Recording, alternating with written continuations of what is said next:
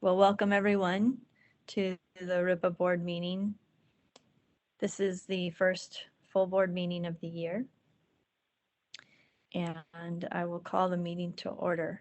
I hope to be joined by my board co-chair shortly. I'm back on my phone. Yay! Oh, you're on your phone. Okay, Yeah. wonderful. Well, Chief Pridgeon, I understand that you were going to lead the first, we were going to Yes. alternate items. So if you want to Yes. take it from here and call us to order and welcome Great. and do the intros, that'd be great. Thank you, Andrea. So good morning, everyone. And I apologize for this arrangement, but doing what it takes to be able to connect with you. So welcome everyone to, again, our first full board meeting this year. And I'll call the meeting to order. And with that, we will go through our introductions. I know we've got some new members today. And my name is Abdul Pridgeon from the San Leandro Police Department, representing the California Police Chiefs Association. And I will kick it to my co-chair, Andrea Guerrero, and then we'll go through the rest of the members of the board. Thank you.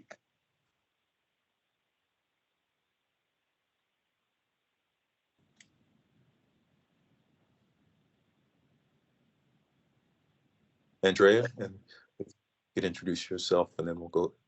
There was a glitch, so I'm not sure. Yeah. Yes. Here's hoping for an internet-friendly day in the storms of California. My name is Andrea Guerrero. I'm the co-chair of the RIPA board. I'm also the executive director of Alliance San Diego. It's good to be here.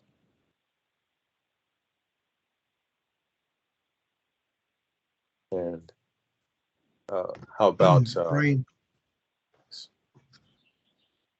Brian Kennedy. I pastor Mount Zion Church of Ontario, down here in sunny Southern California, man.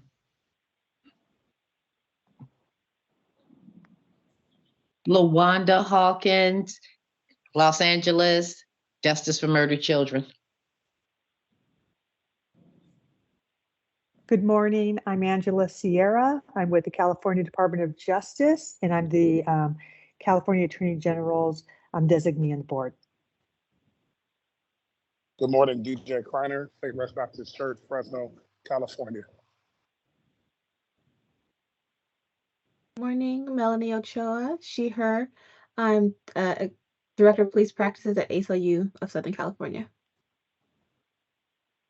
Good morning, I'm Lily Kajavi, a professor of mathematics at Loyola Marymount University in Los Angeles and an appointee of the Attorney General's office.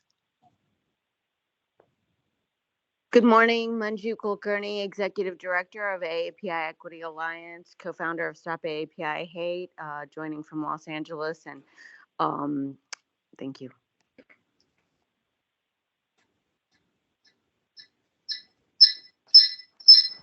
Good morning, this is Ronaldo Villada, Executive Director of Hoops for Justice, co-chair for the post subcommittee.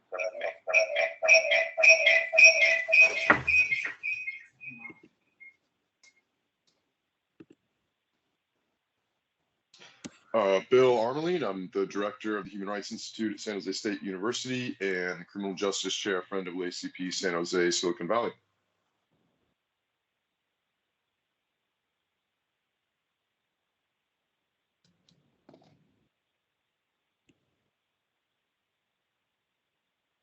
Good morning, Rich Randolph. I'm a chief of police, Cuesta College Police Department, and I am also the designate for PORAC, Peace Officer Research Association, California. Good morning, everyone. My name is Sean Dury. I was recently appointed by the governor as the commissioner of the CHP. Happy to be here. Look forward to working with each of you.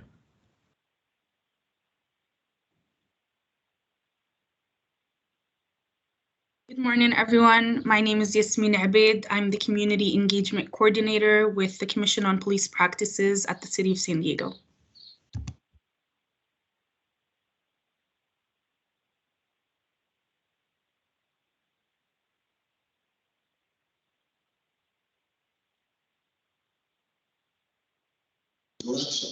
Good morning, everyone. Chad Bianco, Riverside County Sheriff. I'm also a legal representative from CSS, Cal State Sheriff.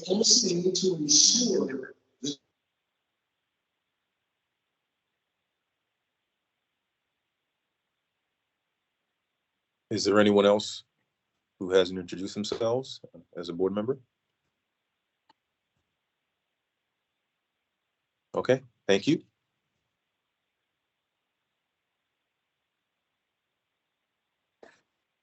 Okay, our next item is to review and approve the minutes from the meeting on November 29th, 2022.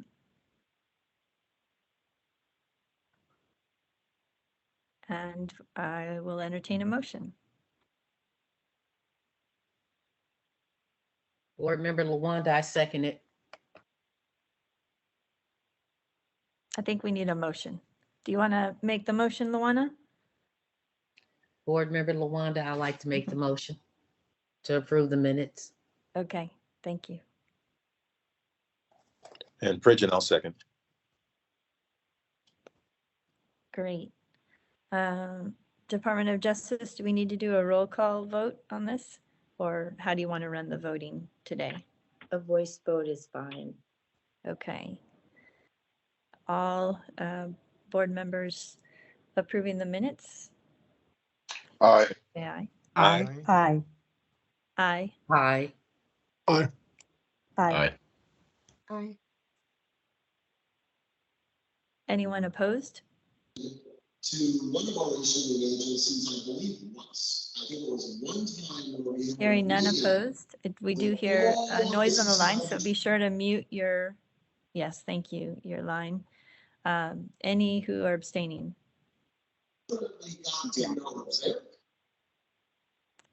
Hearing no abstentions, the minutes are approved. Back to you, Chief Pridgen. Andrea, if I may, this is Allison from the Department of Justice. We would also ask the board to approve the calls for service subcommittee minutes from August 23rd, since that subcommittee has been disbanded and folks are joining other subcommittees. So if you all are able to approve those minutes, then we can post them on the website. Thank you. Great. Excuse me, this is Board Member Kajabi. Before we review or approve those minutes, I noticed that the title within the minutes, I think says policies, but it's, as you mentioned, it's the calls for service committee. So I friendly amendment that the file name is correct, but that on the heading that it's the subcommittee name is changed accordingly. We can definitely correct that. Thank you Great. for pointing that out. Thanks. Yes, so I'm calling for a motion to approve the subcommittee minutes. This is Board Member Lily Kajabi. I'd like to move that we approve the minutes. Thank you. Thank you. Board Do we have member, a sec- yes, I second it. all board members who approve the subcommittee board minutes? Aye. Aye. Aye. Aye. Aye. Aye. Any board members opposed to those, to the approval of those minutes? Anyone abstaining? Chandri, I'm going to abstain. Okay. All right. With that vote, the subcommittee minutes are approved. Now I think we're ready for the next agenda item. Chief Pridgen, Okay. back to you. Thank you. And next we have a presentation from DOJ about the proposed amendments to the regulations. DOJ. Thanks, Chief Pridgen. My name is Tanya Koshi. I'm a Deputy Attorney General with the Attorney General's office. I'm going to be providing some background on the regulations and the goal of the board's discussion today. So as some background, particularly for newer board members and for the public, the RIPA statute specifically directed the AG's office to issue regulations to implement RIPA requirements. And those regulations went into effect in 2017. We proposed amendments to those regulations in 2021, and they went into, they were approved in 2022. We are now proposing a new round of amendments to those regulations, and those proposed amendments were submitted to the Office of Administrative Law and became public on Friday, March 10th. So this triggers a 45-day period where members of the public can provide feedback on the proposals in the form of a written or oral comment to the Attorney General's office. I'm going to share my screen at this point. Let's see.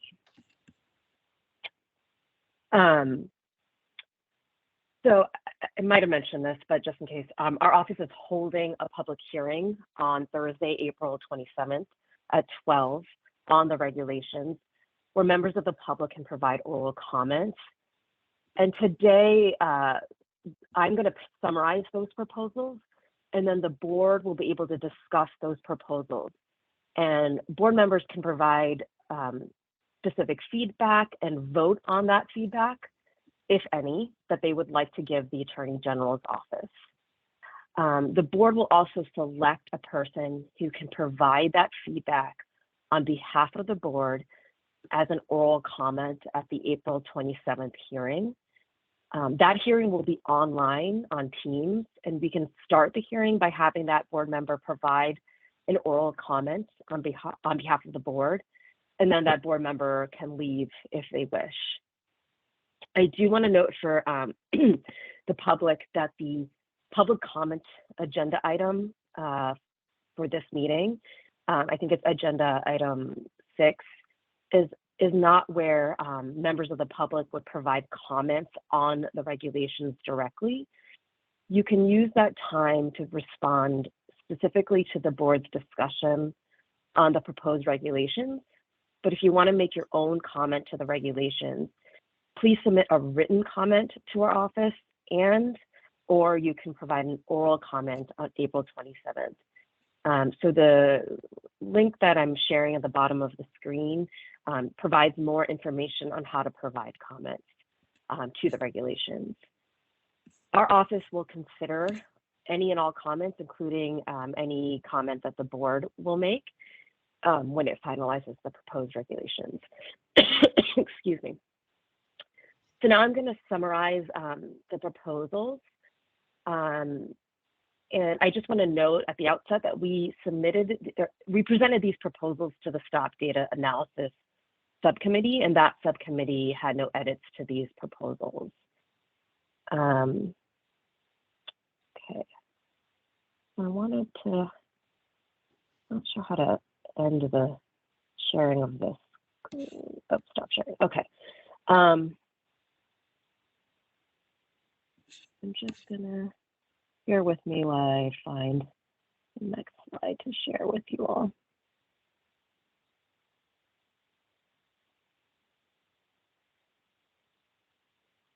I'm just gonna share my screen. Hold on one moment. Okay. So the reason why we are submitting proposed amendments is because the legislature passed Assembly Bill 2773 in late September 2022. This bill passed after our office had already gone through a round of amendments that I mentioned were approved by the Office of Administrative Law in August of 2022. Assembly Bill 2773 amends the vehicle code to require officers to state the reason for their stop when making any stop. And importantly for our purposes, it amends the RIPA statute to require officers to report to the Attorney General's office the reason given to the person stopped at the time of the stop. And I don't know if you can see my cursor, but I'll try to highlight the change to the RIPA statute requiring officers to report to our office the reason given to the person stopped. Because of this amendment to the RIPA reporting requirements, our office determined that we needed to go through another round of rulemaking and create a new data element, which we're calling reason given to the stopped person. So I'm going to share the proposed amendments. So here's this new data element. We are proposing this new data element, and while we were at it, we decided to make 3 other more straightforward proposals as well during this round of rulemaking. Based on the language of AB 2773, it appears that the legislature intended for this data element to be different from the existing data element of reason for stop. So the reason for stop data element, the existing one, is where officers would provide the primary reason they stopped the person. Whereas the reason given to the stopped person data element, it would be where officers report the reason communicated to the stopped person. So in many scenarios, the primary reason for I'm sorry, I'm getting a little bit of feedback. So if everyone can mute, that would be great. So as I was saying, I think in most scenarios, the primary reason for the stop and the reason communicated to the person would be the same. But it appears that the legislature wanted to track scenarios where an officer might communicate a different reason to the stop person than was the actual primary reason for the stop. With this new data element, there are several data values an officer can select as a reason given to the stop person, and I'm just slowly scrolling through these. So an officer can select any of them that applied as the reason communicated to the person stopped. And these data values are the same as the ones under the reason for stop data element with some variation. First, the secondary data values under reason for stop for traffic violation and reasonable suspicion that the person was engaged in criminal activity are now primary data values. Those are 1 through 13. Those are all primary data values under this new data element. And we're also adding a new data element, new data value of reason not communicated to the stop person because the officer reasonably believed that the withholding the reason for the stop was necessary to protect life or property from imminent threat.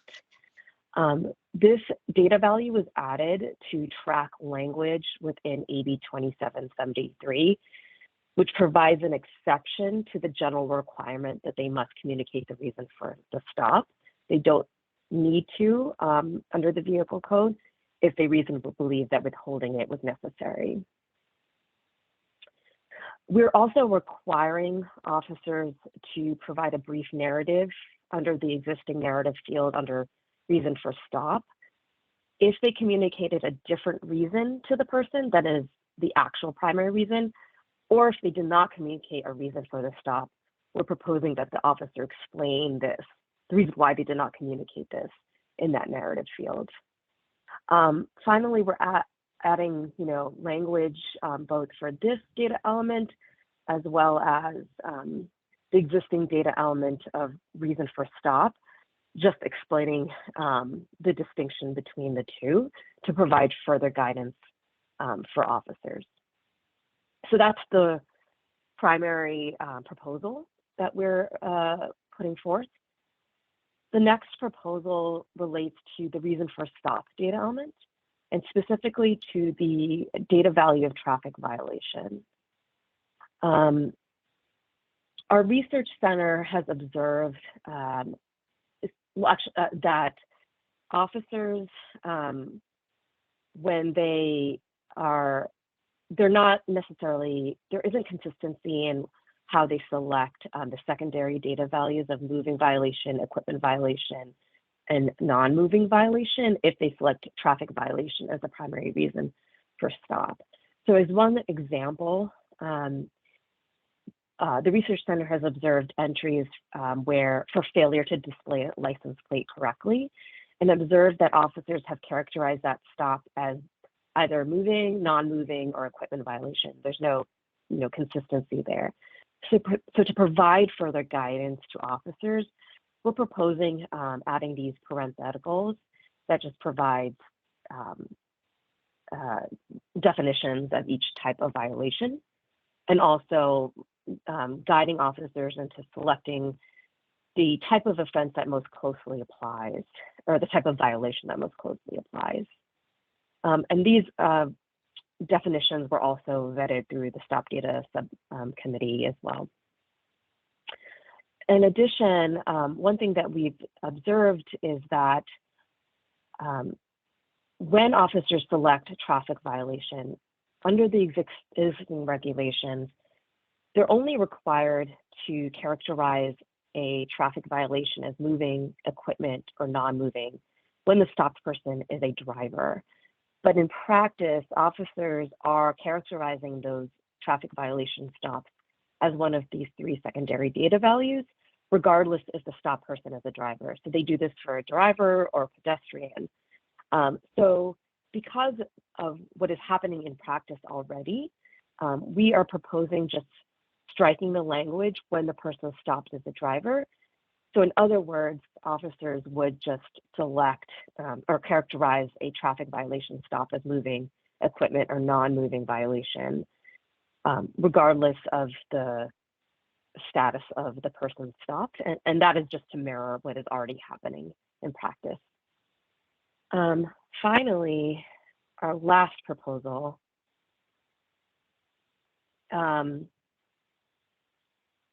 is, let me try to get that.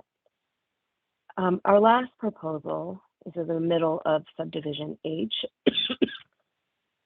Our last proposal is to state that the department shall not release to the public unique identifying information as opposed to personally identifying information.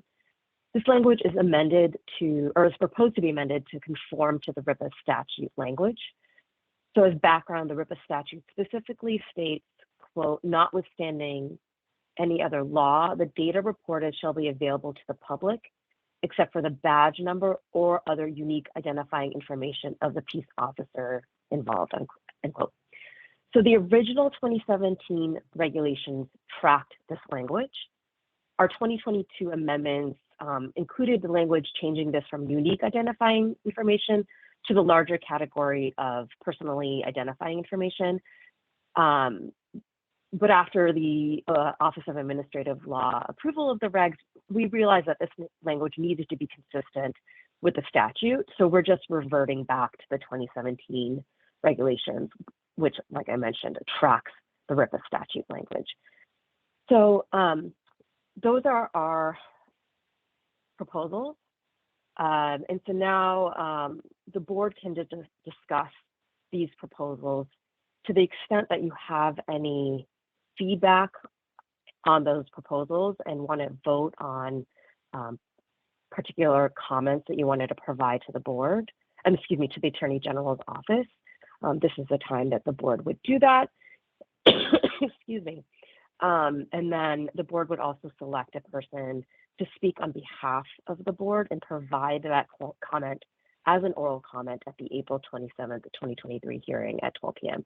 And as I mentioned before, to make this as convenient as possible for that board member, we would start the public hearing with that board member providing that oral comment, and that person is then free to leave if they would like to leave. They're obviously welcome to stay as well. So that ends my presentation, and I turn to, I think, Chief Pridgen for the discussion.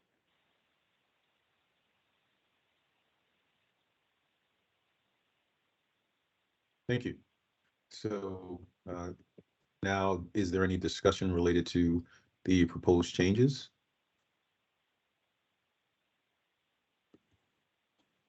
Board Member Randall?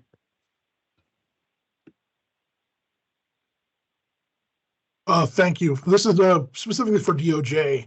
You guys introduced, this is quite a bit of components here, and this is a lot to digest.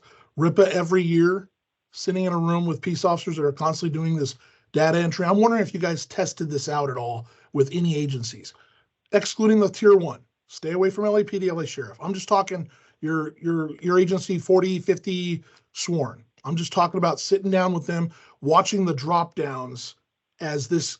I'm just trying to see if you've taken into consideration the time element that this is going to take for additional data entry with peace officers off the streets. I just think this is another thing, proactive. I mean, I'm not talking about going out and making traffic stops, but I'm talking about taking officers off the streets or pulled in a parking lot at 3 a.m. when they should be out being proactive while they're doing data entry. That's number one, because this is a lot to throw out. And there's a lot of drop downs, especially on the DOJ side. That's number one. Number two is a lot of agencies throughout the state. I wonder if DOJ is taking this into consideration, all the agencies that have their RIPA mask, it's kind of like their form of DOJ template that collects that data and then goes up. What implementation, how much of damage it's going to be to those agencies, because now they're going to have to do coding of their programs. And my last one is, I just want to confirm, we're now going to release ID numbers specific to traffic stops. Is that correct? Yes or no? Did I?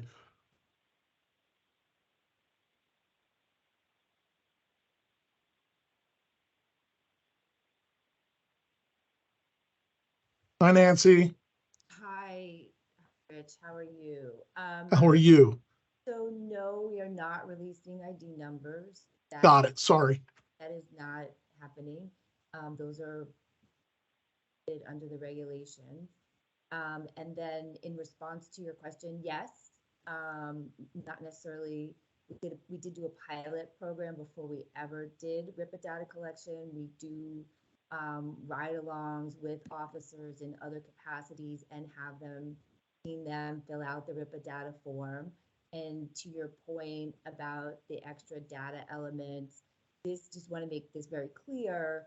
This is imposed upon us by the legislature. They amended the statute and are requiring this.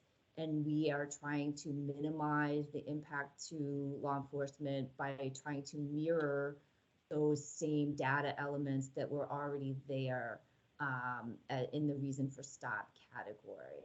So, we, as Tanya mentioned, we literally finished a big rulemaking last year and they amended the statute. And so it was news to us, as it was probably news to you as well. Well, thank you, Ms. Nancy, for answering that. I was just curious, as we continue to do rollouts and institute more changes and drop downs, I'm just curious what agencies are being tested other than the larger agencies, and just to see the feedback on who's actually involved in the testing. That was all. Thank you for clarifying that. Board Member Duryea. Thank you, sir. It's Dury, but thank you. I agree with Chief Randolph, his concerns with the time. I wonder if a potential solution, if DOJ's thought of it, would be if the reason for the stop is the same as what they told was the reason for the stop. Could there be just a same box that could be checked instead of going through another series of drop downs?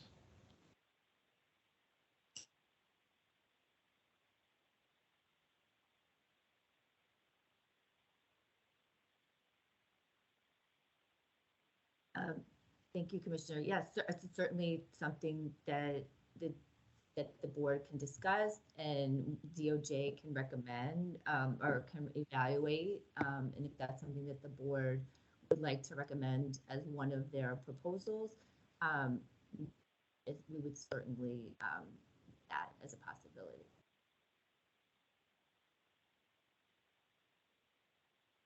Thank you, Commissioner Dury. And just for board members, I'm just writing down this feedback, and then that way the board can then vote on the proposals or the feedback that board members are giving to see if that would be the feedback or the comment that the board would provide the Attorney General's office. And Board Member Ochoa. Thank you for the presentation. I'm wondering if Tanya, could you pull your screen up again? I just don't have the proposal in front of me, but I wanted to look specifically at the prompts around vehicle stops and the point that you raised about the fact that officers are filling some of the information out even if they're not vehicle stops, just understanding which information that is. And I'm wondering if removing that language is actually just introducing more error. It seems like those are not, it seems like officers might be filling out information that is not applicable to those stops at all, if I'm understanding properly. So I'm just trying to figure out how better to do that. And I'm also have a little bit of concern that the definition that's added to distinguish between non-moving violations and technical violations isn't going to provide a lot of clarity. I see the attempt. I can definitely see the attempt, but I'm not sure that I can even distinguish necessarily clearly which falls in which bucket based on the parenthetical that was added. So can you just explain again to how you're saying officers are doing this already, what you're actually referring to on that? So Melanie, are you asking about the new data element, or do you want me to go to the piece traffic that violation?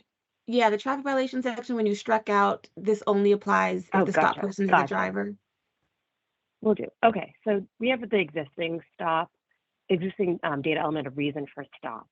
And under that, there's a data value of traffic violation.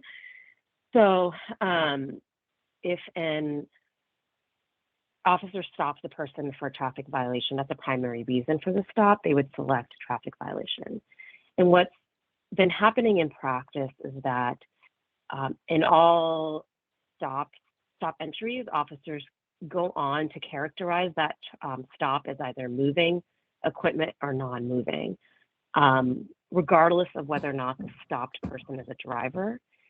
The existing regulations only require that characterization when the stopped person is a driver, but it's happening whether the stopped person is a pedestrian, like someone who's like walking on the sidewalk, or if the person is a driver. So to mirror the existing practice, which is in all stops involving a traffic violation, officers are characterizing the stop as moving equipment or non-moving. We are just removing the language saying when the person stopped as the driver. So in other words, anytime an officer stops a person for a traffic violation, whether they're a driver or a pedestrian, they would then go on to characterize it as moving equipment or non-moving. And that, like I said, is what's already happening on the ground. So I just want to understand kind of, sorry, I don't want to interrupt. I just want to make sure I'm understanding before you go on a little further. So I guess under what scenario would they stop a pedestrian and the correct characterization of that stop is a traffic violation? Yeah, so there might be like a situation where a person is like, say, in the middle of a roadway, like a pedestrian, and that could be, and I don't remember the vehicle code section off the top of my head, but that could be a violation of the vehicle code. And, you know, under this proposal, an officer, or what's already happening anyway, an officer would select traffic violation as the reason for stop. And then here with the additional guidance in the parentheticals would then select, you know, non-moving violation as the type of traffic violation. And so if you see the parenthetical gives some guidance there that, you know, non-moving violation would include any regulation of behavior of pedestrians on or around roadways. Okay. Okay, that helps understand the scenario. Yeah. And this, the language that I was thinking that was maybe not providing a lot of clarity between what's equipment and non-moving is where it says the equipment is violation of duties relating to the proper maintenance of a vehicle, and then the other is violation of traffic laws aimed at correcting the improper condition of a vehicle. That just, I don't know that I would clearly know how to distinguish between those two, even though the example is broken taillight in the first and expired tags in the second. I don't know. Improper condition is also a broken taillight, or missing license plate, or tint. Like, where would tint go in either of those? You know what I mean? So I think, I'm not sure if there's supposed to be a substantive difference between those two. That is not just supposed to be distinguishing between like pedestrian violations of vehicle code. I'm not sure that actually is making that delineation in a clear enough way to provide guidance to people that have to fill this out, or for folks in the public to be able to interpret what is being meant. I think there's going to be a lot of different agencies and different individuals filling it out differently, and so the value of being able to interpret the data will be limited. So I don't know if the solution is to provide a different explicit definition. I'm maybe trying to understand even what the difference is here that was supposed to be intended between equipment and non-moving, but I don't know if unfortunately have any good language to recommend for that, but I just think there could be more work done to better distinguish. Thanks. I'm noting this along with other board members' feedback. And then, like I said, we'll return to it so that board members can vote on what is the official board comment. And this is Nancy. I know Angela has her hand up, but I would welcome commentary from our law enforcement board members who have experience writing these types of citations. So we'd love to hear from you on this point that Melanie's.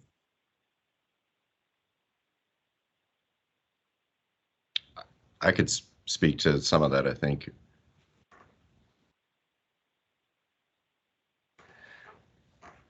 Is it okay? Yes, please. Okay, Yes. thank you. Commissioner Dury. Yeah, I agree with Member Ochoa. It would be confusing, I think, in layman's terms and an officer's mind that work traffic equipment violations would include some of the examples that were listed down there as far as they're kind of synonymous. When you say non-moving or equipment violations, that term for traffic officers is going to be very synonymous. And to differentiate between registration tabs and broken taillights is going to be confusing. Maybe a suggestion would be equipment violation would include all non-moving violations, and then that third category could be if we're trying to capture pedestrians or bicycles, those not in cars, you could have either vulnerable road users or pedestrian and bicycle violations.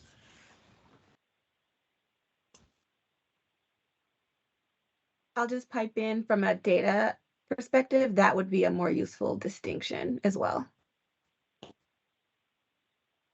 Commissioner Dury, can you repeat that third category for my notes? It just looks like we're trying to capture more pedestrians or vulnerable road users. I think we could just call it pedestrians and bicycle violations or vulnerable road user violations. Thank you. Board Member Sierra. Yes, thank you. I just had a couple of questions for our DOJ staff working up these. Going back to the reason for the stop versus the reason provided to the stopped individual. If staff could remind us, right now when officers are reporting the reason for the stop, are they only reporting the primary reason, or does that those data elements then ask them to provide if there are additional reasons for the stop? And I'm thinking about that question in light of if it's only primary reason, but there may be additional reasons provided, will then that be a reason where there be more narratives than may be expected? And just trying to think of how this is going to play out. Yeah, so the existing data element does require officers only to identify the primary reason for stopping the person. Okay.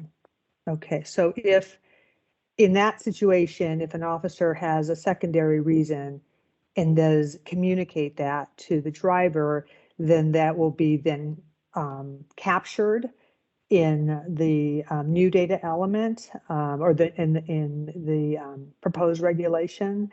And then will that then trigger a narrative for the officer?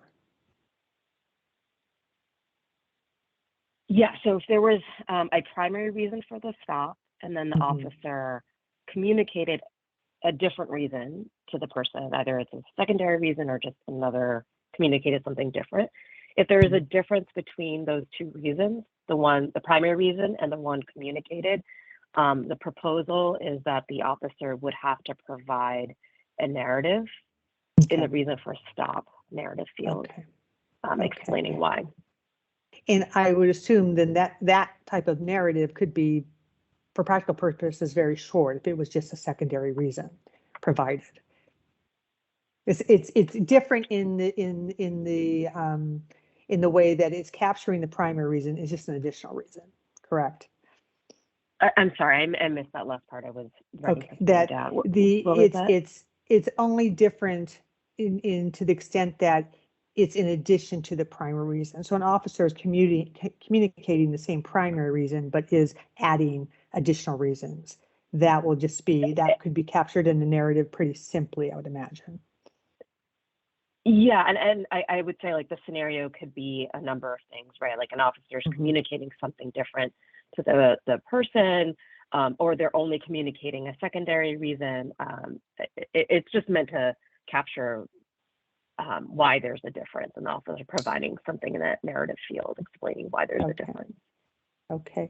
And my last question is, based on the discussions and experiences thus far, is the expectation that the vast majority of what's communicated to the driver, it will be the same as the primary reason for the stop? So is this really just capturing, and I understand that the legislature is requiring this, but it's probably capturing a small subset of stops?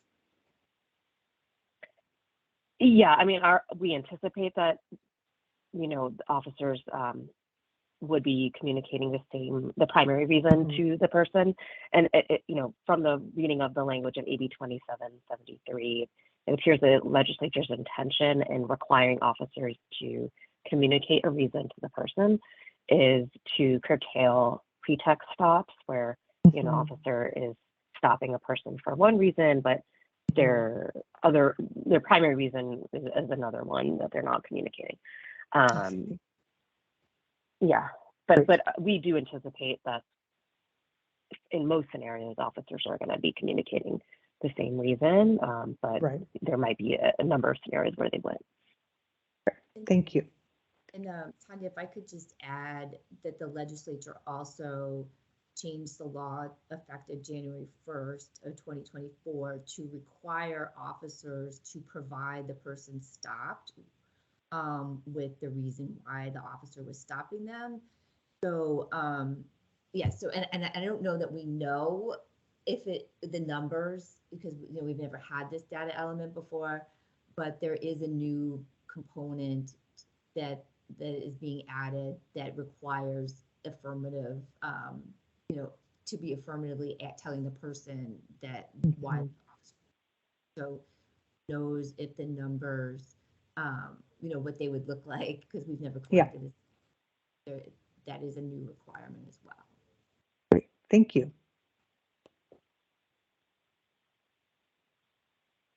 Any further discussion regarding the proposed amendments? If not, we'll move on to the next agenda item.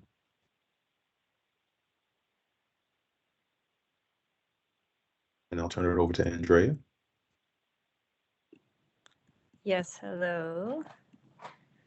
All right, so regarding the comments from board members, question for the DOJ staff, is that something that we need to gather into a motion, or you're just simply absorbing it as input as we go? I believe the next agenda item is public comment, but before we get to that, I'm capturing what board members have saying, and I can share my screen with my summary of what everyone has been saying. And I think that way board members can then vote on the specific feedback if they want it to be a part of that comment. And like I said, if people wanted to select a person to provide that comment as an oral one at the April 27th hearing, that would be great. Great. Yes, I know we're going to take public comment. I'm just wondering whether you have formed these thoughts into something that we could see on the screen that might help. Yeah, I can definitely share that. Public comment. Yeah. Do you want me to share that now or before or after public comment? I think it would be helpful just to focus public comment. Okay. Let me just share that real quick. So this is what I have down. And there might be typos. I'll definitely clean that up.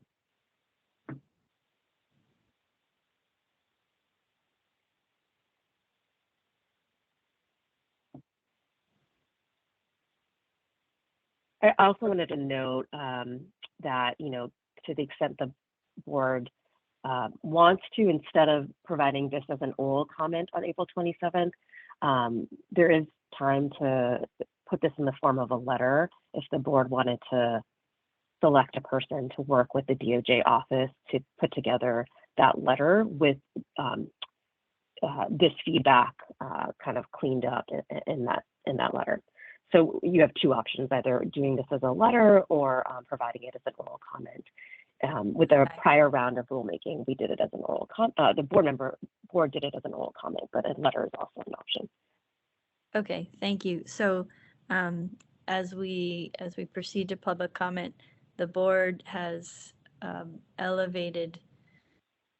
board members have elevated two recommendations that I see. One is to address the issue of, to streamline the time that officers are using to answer questions, to allow for a same answer for the reason for the stop. That would be one recommendation that is coming from board members. And then the second one that we see here is to clarify the language around traffic violations with a suggestion of how to do that. Okay, so with those in mind, I want to invite, and you can, Tanya, you can unshare your screen right now. And if you can, while we're receiving public comment, help us by putting those two things into two clear recommendations, that would be helpful. But I want to invite public comment on those recommendations or any other that you have to amend the regulations. And I see Michelle Wittig, if you'd like to share your comments. Great, thank you so much. Yes, Michelle Wittig in Santa Monica. My comments relate to some very basic categories that have been used for the past several years. For example, perceived gender has 5 categories. It's pretty clear that perceived gender in the binary sense of male, female, or boy, girl doesn't present a problem. But given that the officer is not allowed to ask the individual information about their gender identity, how can the officer validly make a discrimination or discernment between a cisgendered individual and a transgendered individual? Here's the problem. It requires the officer to make a 3-part observation that cannot be made without asking the individual. Specifically, it's impossible for the officer to know, and the officer cannot ask, the person's gender identity. Second, it's impossible for the officer to know what sex the person was assigned at birth. Therefore, the officer cannot know whether the first thing, the gender identity, aligns with the second thing, which is the sex assigned at birth. And it's impossible for them to make not only an accurate decision, but a decision that is actually knowable. There's a difference between making a mistake or having an error in the data and asking a question that is inherently unknowable because of the circumstances under which that question is being answered. Namely, do not ask the person, make some kind of judgment. The second thing has to do with the variable sexual orientation. At present, there are only 2 answers, heterosexual and other than heterosexual. But unless you're actually observing somebody in intercourse, how are you going to know what their sexual orientation is? They need to have a category called unknown. Thank you. Okay, Karen, do you want to proceed with your comment? Yes, thank you. Hi, everyone. Thank you for your hard work. My comment is generally about big picture issues. I feel like where I would like to see RIPA going is how are individual LEAs using the data on the street to change practices in the individual agencies. Y'all, I feel with all due respect, are in the minutia here. You're going to have pristine data. It's going to be beautiful, not perfect.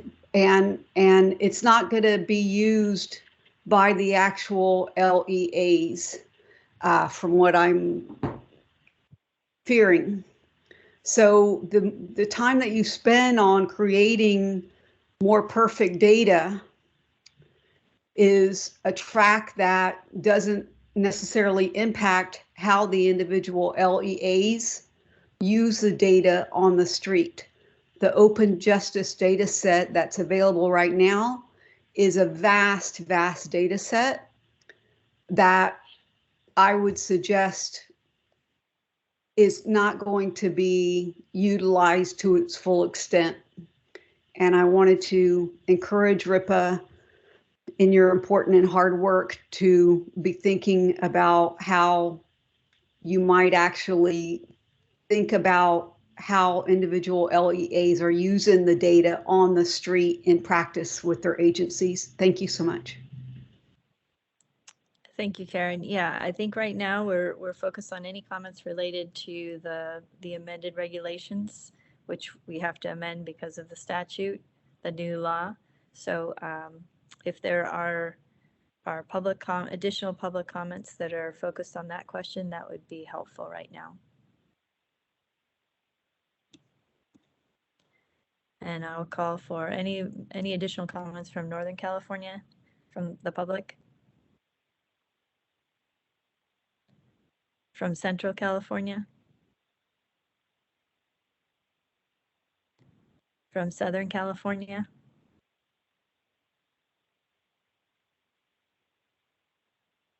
Okay, thank you for the public comments that were provided.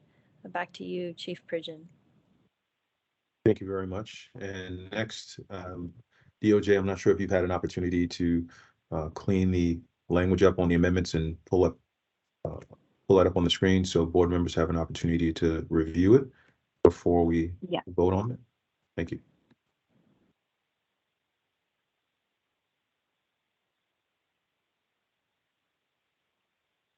It looks like the first is for the new data element, reason given to the stopped person.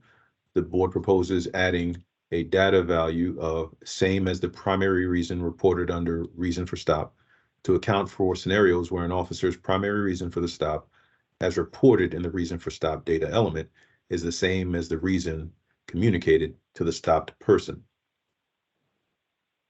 And the next is the distinction between equipment and moving violations is not clear from the proposed definitions under the data value of traffic violations. The board proposes combining the equipment violation and non-moving violation secondary data values under traffic violation and creating a third secondary data value of violations involving pedestrians or bicyclists or vulnerable road users. Does that seem to capture the conversation and the feedback regarding the amendment? Board Member Watkins. Good morning. What about making it easier for law enforcement? Because you said it's another already got a problem with law enforcement having enough on the street. So what about making that process easy, be included all in one? Yeah, so it's not no extra drop down box or something. Yeah, whatever they can do to curtail it, make it all one, to make it as easy for law enforcement and for the community. Thank you, Board Member Hawkins. Anyone else? Hi, this is Melanie again. I just wanted to, on the language for the violations involving pedestrians or bicyclists or vulnerable road users, I just wanted to make sure. I don't personally know what other categories might that include and if that's clear enough for law enforcement agencies. Like, I don't know if people on skates falls under that, if there's other language that captures kind of all the non-vehicle items that could be stopped, like, but I just want to make sure that that's both captures everything that we are talking about that wouldn't be captured in the other category, but also is clear enough for people who are receiving the data to know what they're talking about. So just vulnerable road users would not be sufficient because we wouldn't know what that is supposed to refer to. If that's, I just want to clarify that. And then just one comment on Lawanda's point. I think I agree that it should be easier for agencies to complete. I agree with having the same as a primary reason as an option to make that easier. But I think we want to make sure that we don't make it so easy that folks just default to putting, clicking the same button rather than actually thinking and going through the process. Because as we know from other data from other jurisdictions as well, that we get a lot of just defaulting to the same language. Like when you're having to explain what a basis is, just furtive movements without actually providing factual basis. So I just want to make sure that we are not undermining the point of this amendment by the legislature, because they perceive that this could actually lead to different data at least for some categories of stops, and we want to be tracking this accurately. Thank you. Does DOJ have any suggestions on potentially how we can ensure that agencies have an efficiency of being able to select same as reason for the stop without it being too easy to where it's going to maybe corrupt the data where they're selecting things that aren't applicable? Is it simpler? Thanks. Thank you, Chief. The Stop Data Subcommittee and DOJ did consider if there was the ability to have one data element for both categories, and felt that because the statute is requiring this separate data element and the way that it needs to be collected, it just wasn't possible. Especially to Melanie's point, to have data that's clear. And so that, unfortunately, that is, the reason why we are doing it this way.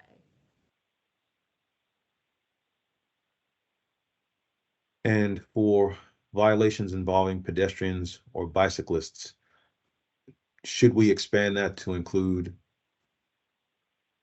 other means of conveyance? Because the list could be really long and things that we might not even exist today. So I'm not sure how we can potentially clarify that to the point where we incorporate everything that could be construed as a moving violation that doesn't involve a car. Board Member Pridgen, I'm suggesting maybe we could do violations involving non-drivers, and then it could be something like this, pedestrians. Or could it be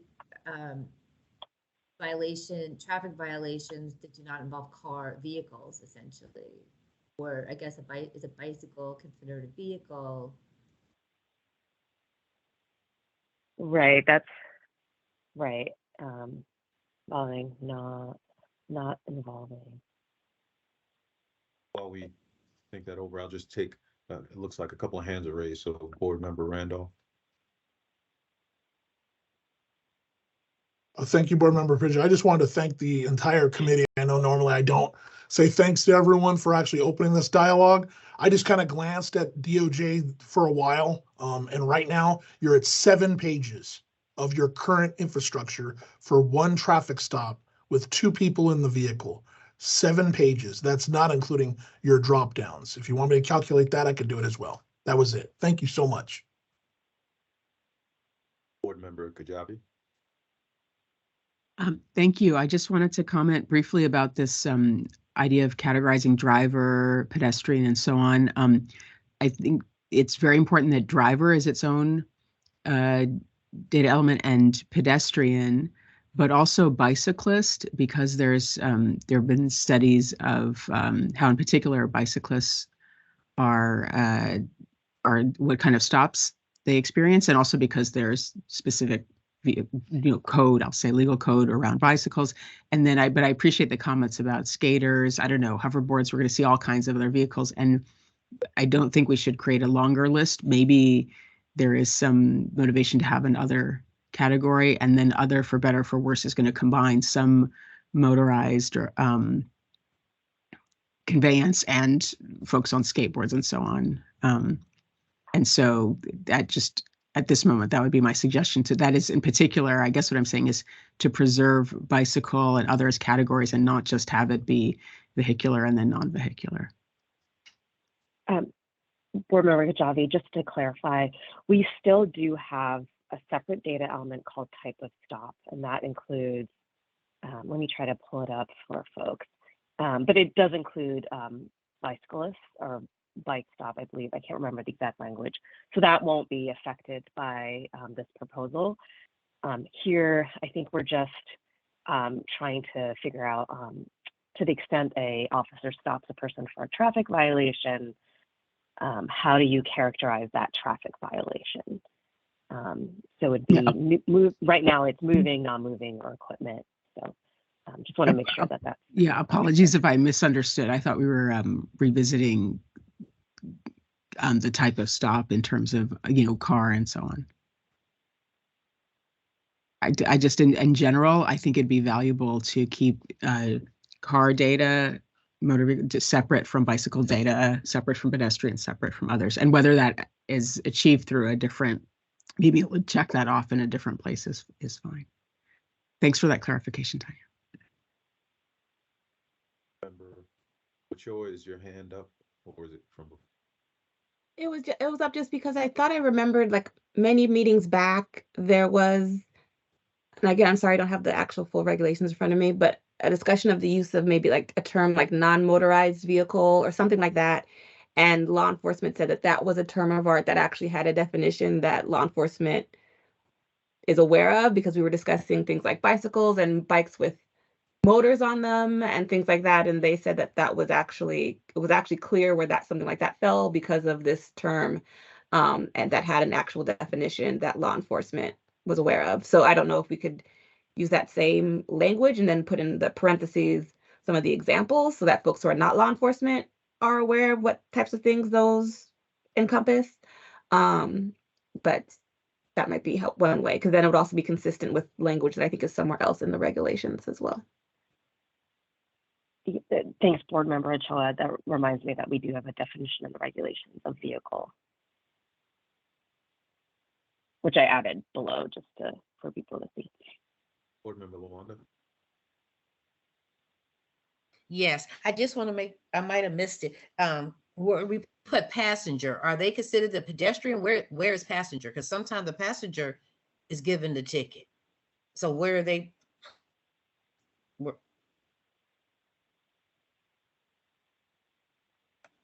That's a good question. And I think under this new recommendation that it would, if a passenger were stopped for a traffic violation, the officer would select this new secondary data value, which we're still trying to figure out what the language would look like. But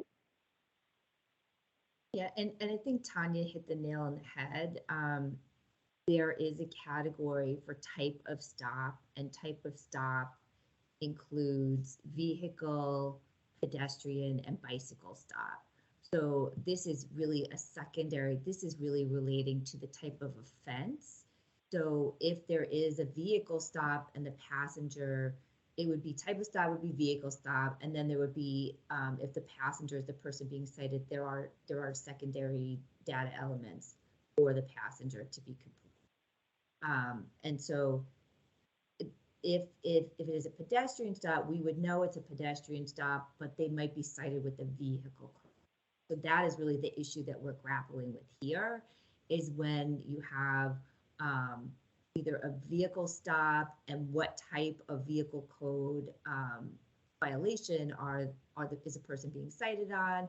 Is it a pedestrian stop and they're being cited for a vehicle code? So that's really what it's the citation that we're focusing on. What type of a citation is it? With the revisions, adding involving vehicles, and I think really what we're trying to do is combine equipment violations and non-moving violations, because they were synonymous, and I think we've done that with the second recommendation. In reviewing this, is there anything else anyone would like to add or amend before we ask for a vote?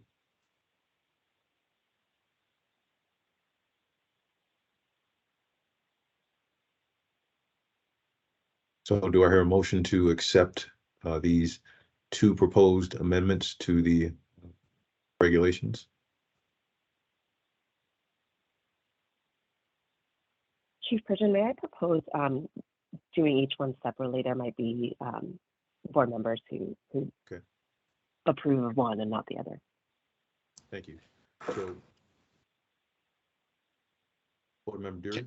Can I just raise, I'm not sure of the, and I apologize, of the board's definition in the regulations of vehicle, but in the vehicle code, a vehicle would be anything propelled not by a human.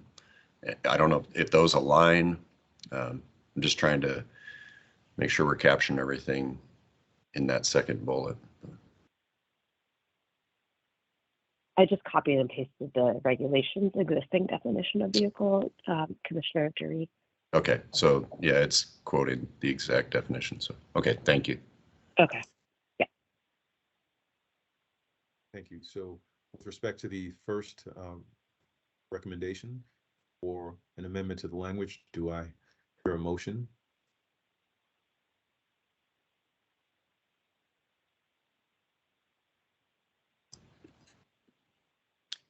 Chief, I'll move. Do I hear a second?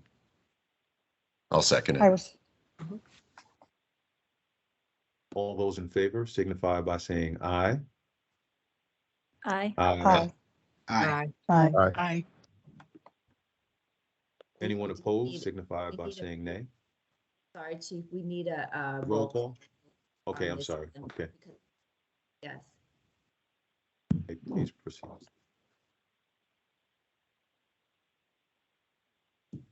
Sorry, I don't have my pen. Tanya, can you take it down, please?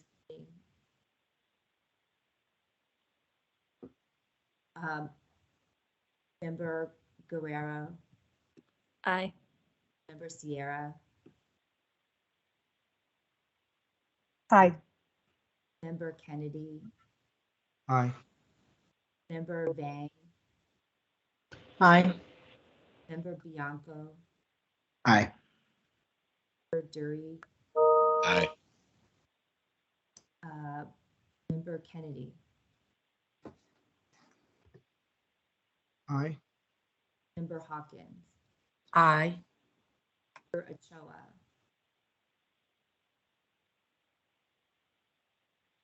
Aye. Member Kajabi, Aye. Member Vieta, sorry, Vieta. Aye. I think,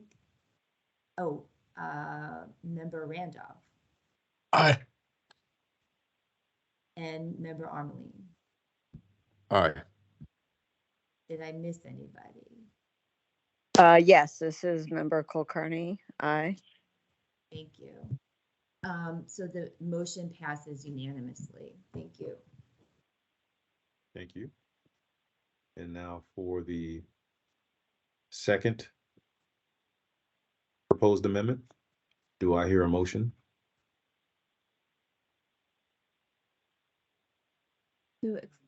Oh, still take a roll call vote? Or do we have to take the motion and then? Yes, we need Second. the motion, a second, and then a roll call vote for the second. Yeah, I'll move for on the second. I will Second. second. Okay, I will go through again. Member Guerrero, Aye. Member Sierra, Aye. Member Kulkarni, Aye. Member Kennedy, Aye. Member Vang, Aye. Member Bianco, Aye. Member Dury, Aye. Member Kajabi, Aye. Member Hawkins, Aye. Member Ochoa, Aye. Member Pigeon, Aye. Member Randolph, Aye. Member Vieta, Aye. and Member Armeline. Aye. And I think I did say I did already do Member Kulkarni, correct? Yes, you did. Thanks. And the motion again passes unanimously.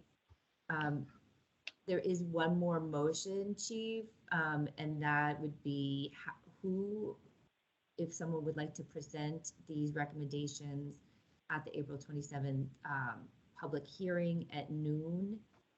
It's via Teams, or if you just want us to draft a letter to this effect that the co-chairs would then sign and submit to the DOJ during the public comment. Thank you.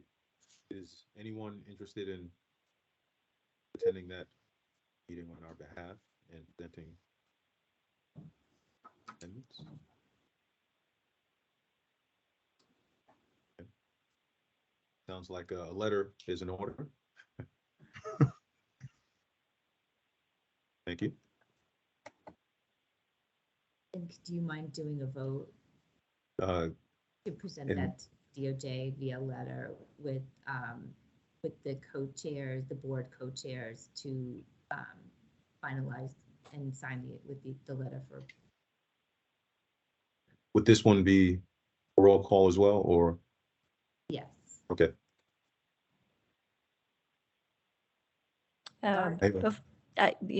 Before we do a roll call on a letter, I think it would be great if somebody from the board could appear and speak, and I would suggest Commissioner Dury if he's available.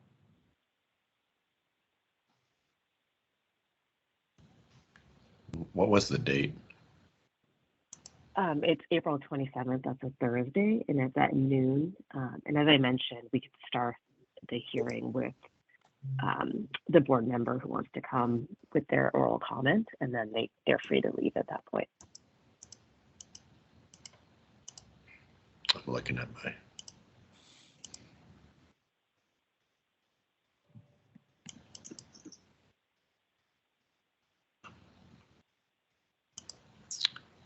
Yeah, I'm attending the Caltrans Fallen Workers Memorial, committed to that on that date and time.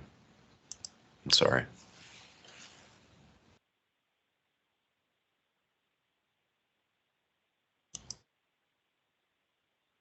So take a motion for drafting a letter to be signed by the co-chairs and submitted to DOJ.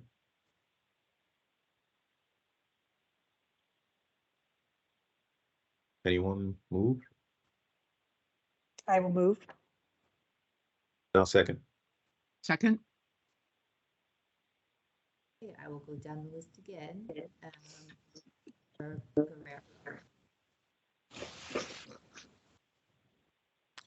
Sorry, Nancy, did you call my name? I did. Okay, you're very quiet right now. Aye. Aye. Okay, great. Member Sierra. Aye. Member Kennedy. Aye. Member Vang. Aye. Member Bianca. Aye. Member Dury. Aye. Member Kajabi. Aye. Member Hawkins.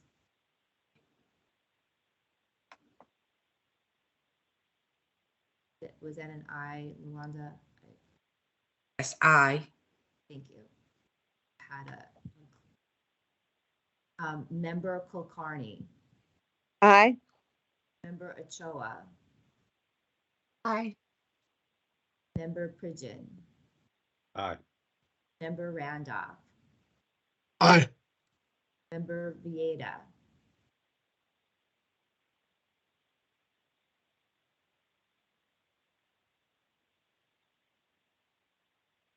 Member Vieta, are you still on? You're still on, I think, Ronnie. Okay. and Member Armeline. Aye. Okay, and I guess we will count Member Beta as an abstention, but the motion passes. Thank you. And we'll move on to the next agenda item. Co-Chair Guerrero.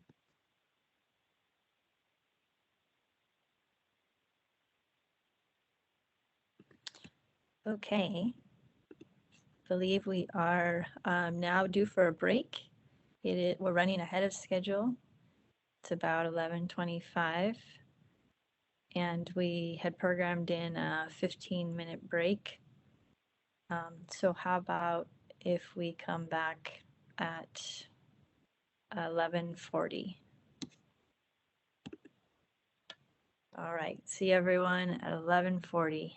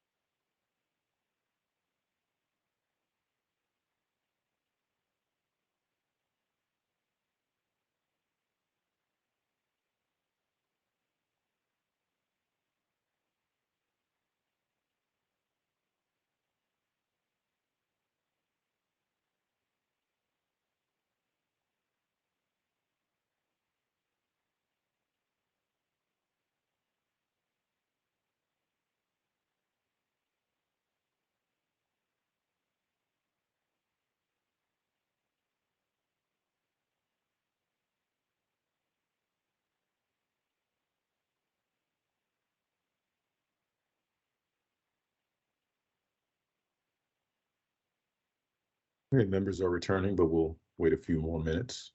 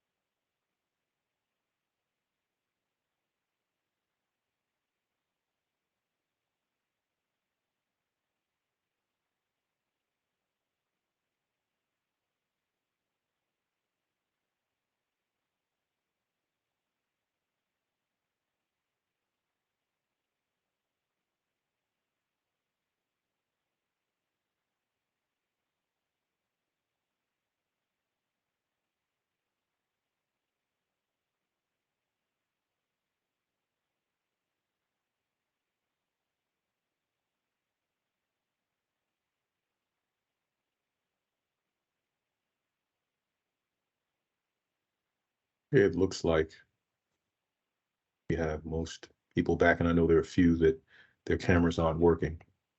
So we'll go ahead and work through the rest of the agenda. And next up is an update from the Department of Justice.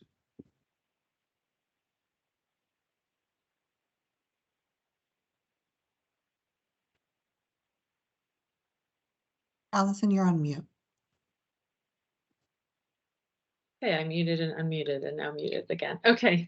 Good morning, everyone. This is Allison Elgart, Deputy Attorney General from the Department of Justice. We have a very brief update for you today so we can remain ahead of schedule. Basically, we wanted to share with all of you the outline that we've created for the RIPA report. And we've shared that with all of you and posted it to the website. So we'd like to use the next hour or so to hear your feedback about the outline and make any adjustments as needed. The topics for the outline came from the subcommittee meetings that you all attended. So each of the subject matters was discussed and decided upon with each of the subcommittees, but now we're looking forward to getting the full board's feedback on the complete outline for the report. We also wanted to use the time as I sent to you yesterday, the policy subcommittee has two proposed draft letters from the board regarding SB 50 and AB 93, which were bills that are being considered in the legislature regarding pretext stops and consent searches. So we'd also like to make those letters part of the discussion since they came out of the policy subcommittee. So that's essentially it for the update. We have been contacting many of you about scheduling the full board meetings. So we're just trying to ensure we have a quorum for those meetings, but we should let you all know the confirmed dates within the next week or so, so you can all reserve them on your calendars. And we plan to have subcommittee meetings again to discuss some of the research that's being done on each of these topics in April and May. So stay tuned for polls and emails about that. But otherwise, we look forward to hearing your discussion about the outline and the topics and the proposed letters. So that's it for the DOJ update, unless anyone has questions. Thank you. Thank you. All right, well, I guess we will just jump right into it. There's an outline, a link to an outline in the chat, and it was also part of the board materials. And the outline report includes an executive summary, stop data, policy, focused data analysis, policies and accountability, civilian complaints, post-training and recruitment, and then a review of relevant legislation enacted in 2023 and a conclusion. So how about we give everyone just a few minutes to review that and welcome board comments. We'll have an opportunity for public comments shortly.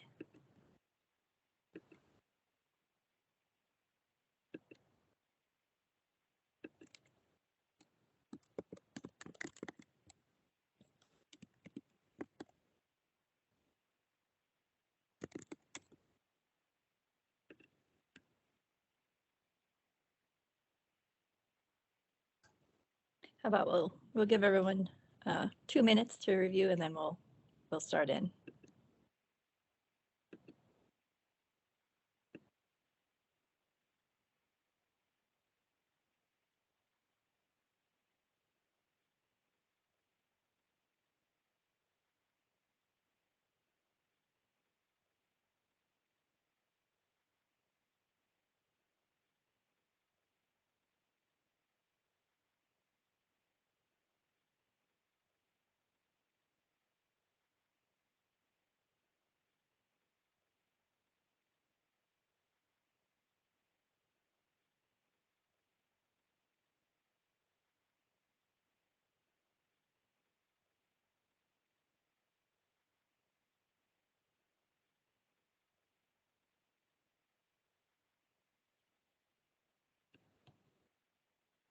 All right.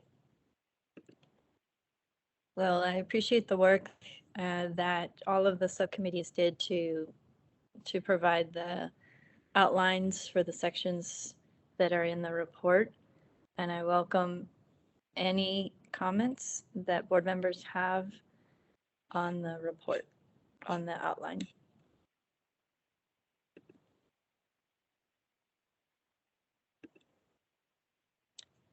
And I'll preface, just to warm it up, I'll preface by saying that, you know, this is a nice, I think this is a nice evolution of our reporting as we really start to look at the next stage of the RIPA board, which is looking at actionable information to address the racial identity profiling that we were charged to take a look at. I'm particularly pleased to see the focus on youth and law enforcement. I know that data is coming online, and given what we learned in the last report about the impact of profiling on youth, I'm really pleased to see this section, and I look forward to what the data can tell us. Of course, interested in all of these sections, and I think it does take us to a next level of analysis. So appreciate everyone's thinking about that to get us to that place. All right, I see some hands. So let's see, how about start with Melanie Ochoa. Thanks, all. Can you hear me? Yes. Headphones. Okay. Thank you. So thank you for this outline. It's like I'll echo Andrea's comment that this has been great broadening of what we've already been working on. A few comments. First, in the stop data section, I don't see specifically any breakdown around the traffic, although obviously that's kind of encompassed to some degree in the reasons for stop. But given that so much of the pretext work is around traffic stops, so much, and that's actually one of the things that follows up in the next section, it might be very useful to have a greater look at around traffic, since that is also like the vast majority of stops that occur. Looking at different ways of breaking that down, including potentially moving versus non-moving, most common infractions that are the basis for stops, kind of give a better picture of what's happening, why traffic stops are occurring, and the kind of function that they serve, particularly when they account for almost, depending on the agency, 80+% of stops, and that's not even including CHP. So I think that would be really useful to have. It is a piece of information that's actually often asked for when I engage people talking about RIPA data. Also on the racial disparities section, there's proposed a use of force analysis. I think that absolutely needs to have a check against the URSUS data before we delve into that analysis, because I know, as I've mentioned in the space before, we tried doing those analyses with 4 of the major jurisdictions in the state, and the data was so inaccurate that it couldn't even be reliably used. And so I think we need to have both a gut check on the data before we're using it and also compare it to existing sources that we have, because it would be more harmful to do an analysis that is presented in this very formal forum that undercounts the type of force that's occurring, particularly, or disparities in force that's occurring, than to not address it at all. So I think that is something that absolutely is a precursor doing any of the use of force analyses, because unlike some of these other pieces of information, because they're relatively infrequent, that any missing data or wrong data is going to have a tremendous impact on the outcome of the analysis.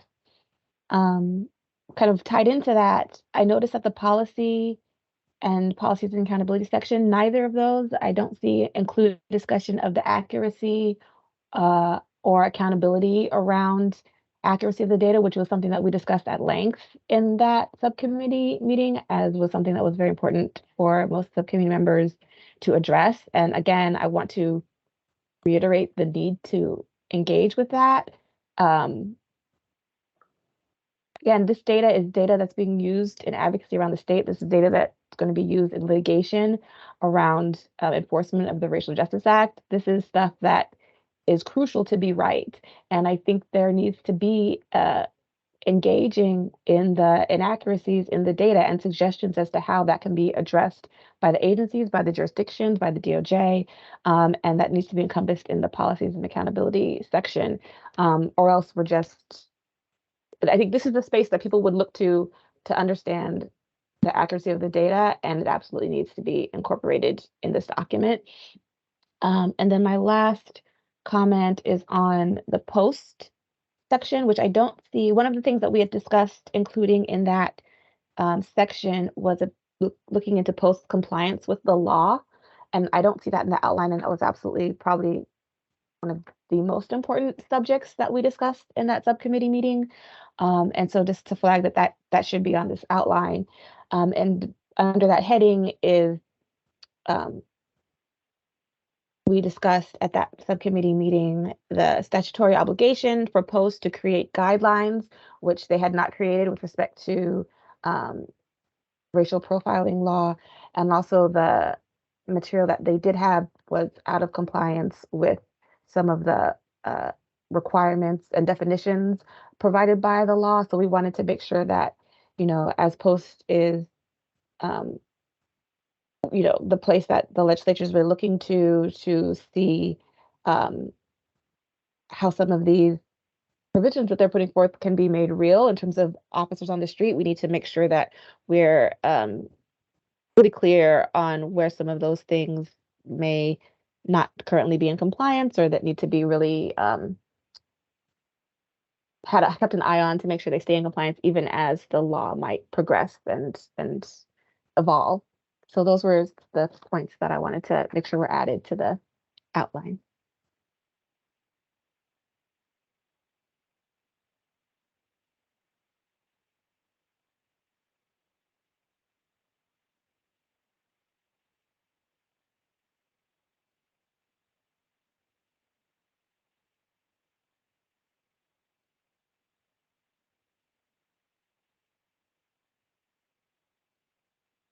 So I think Andrea's connection might have dropped because she looks like she's frozen. So with that, Member Randolph, you've got your hand raised. Thank you, Chief. First of all, I really welcome this collaboration, and I'm glad we're all here today. I think we're off to a good start. I do have quite a few concerns I'd like to bring up. We have been given a tremendous responsibility to compile accurate, objective data that informs lawmakers on creating policies that impact public safety for millions of Californians. For For those members, civilian members, which I welcome your input, I'm learning from you, believe it or not. For those civilian members on our board with no experience and no familiarity with how peace officers operate, no matter if it's north or south, I would like to reiterate my strong belief, as I have mentioned many times before to this board, that you cannot simply provide an accurate or objective assessment of the data presented, especially now that we're still dealing with Tier 1 approximately 5 years ago, the training experience necessary to fully appreciate what is entailed in the course of a basic traffic stop. That being said, that is why I've been advocating for the board to require some degree of experimental learning or training for all its members to help bridge these knowledge gaps. Peace officers have to go through training. Aside from the academy, they go through the racial profiling contingent. Then when they're done with their training and they get done with training as peace officers, they go through it again in a year, and then it's mandated they go through it for 5 years. I welcome that cycle. I think our board also needs to do that. Why? Because there's a lot of discussion on here asking why, and a lot of these answers could be said if you just experience it.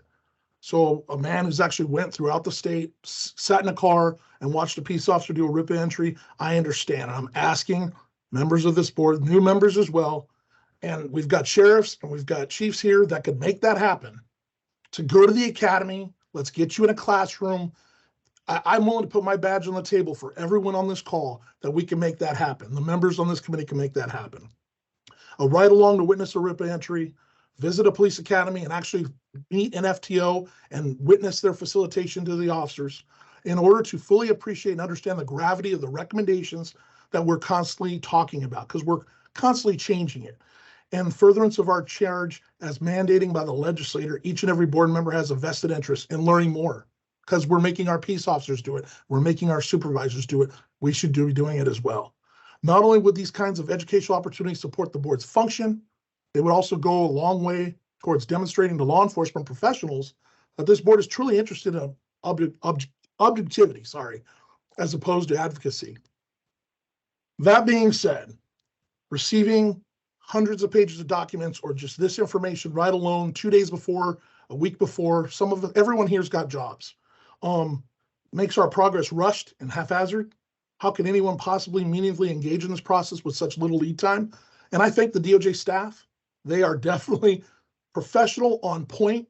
I love talking to them, and they will track you down to get these meetings locked in. I love it. It is our duty to give a fully informed vote, but no one can reasonably be expected to do that with such short notice. In order for us to accomplish these goals, improving public safety through better police community interaction, the board must maintain its credibility, especially with our legislators, but also with our peace officers. That being said, this information's already been posted. It's my line of work where it goes to a board first, is vetted, then it's posted. I did not know there's things in this agenda I don't even remember talking about in the police accountability breakdown. I'm not going to break it down as well as I did, as Melanie did, but the policies accountability, we're talking about police unions. When did that ever come up? What do police unions have to do with the rollout of RIPA? The next one is qualified immunity. And my subcommittees, I don't remember hearing about that at all. Student contacts and youth accountability, something I'm very passionate about. We talked about it and none of my concerns were even brought up, or they were just basically discounted. I'm insulted, not only as a police chief, but as a school resource officer of 6 years who's a mentor. None of these were taken into consideration. Tier 1 rollout involving the Big 11, LAPD, LA Sheriff, great agencies, but I think we're going too fast. And to be going after student contacts for peace officers that haven't even submitted their data is an overreach and premature. And that's all I have at this time. Chief, thank you. All right, Chief Pridgeon, I'm back. So thank you for filling in while I was getting back online. And Mr. Randolph, thank you for your comments. We are reviewing the outline. So it's a 3-page document. It was posted to the board materials for the public and the board members to review in advance of this meeting.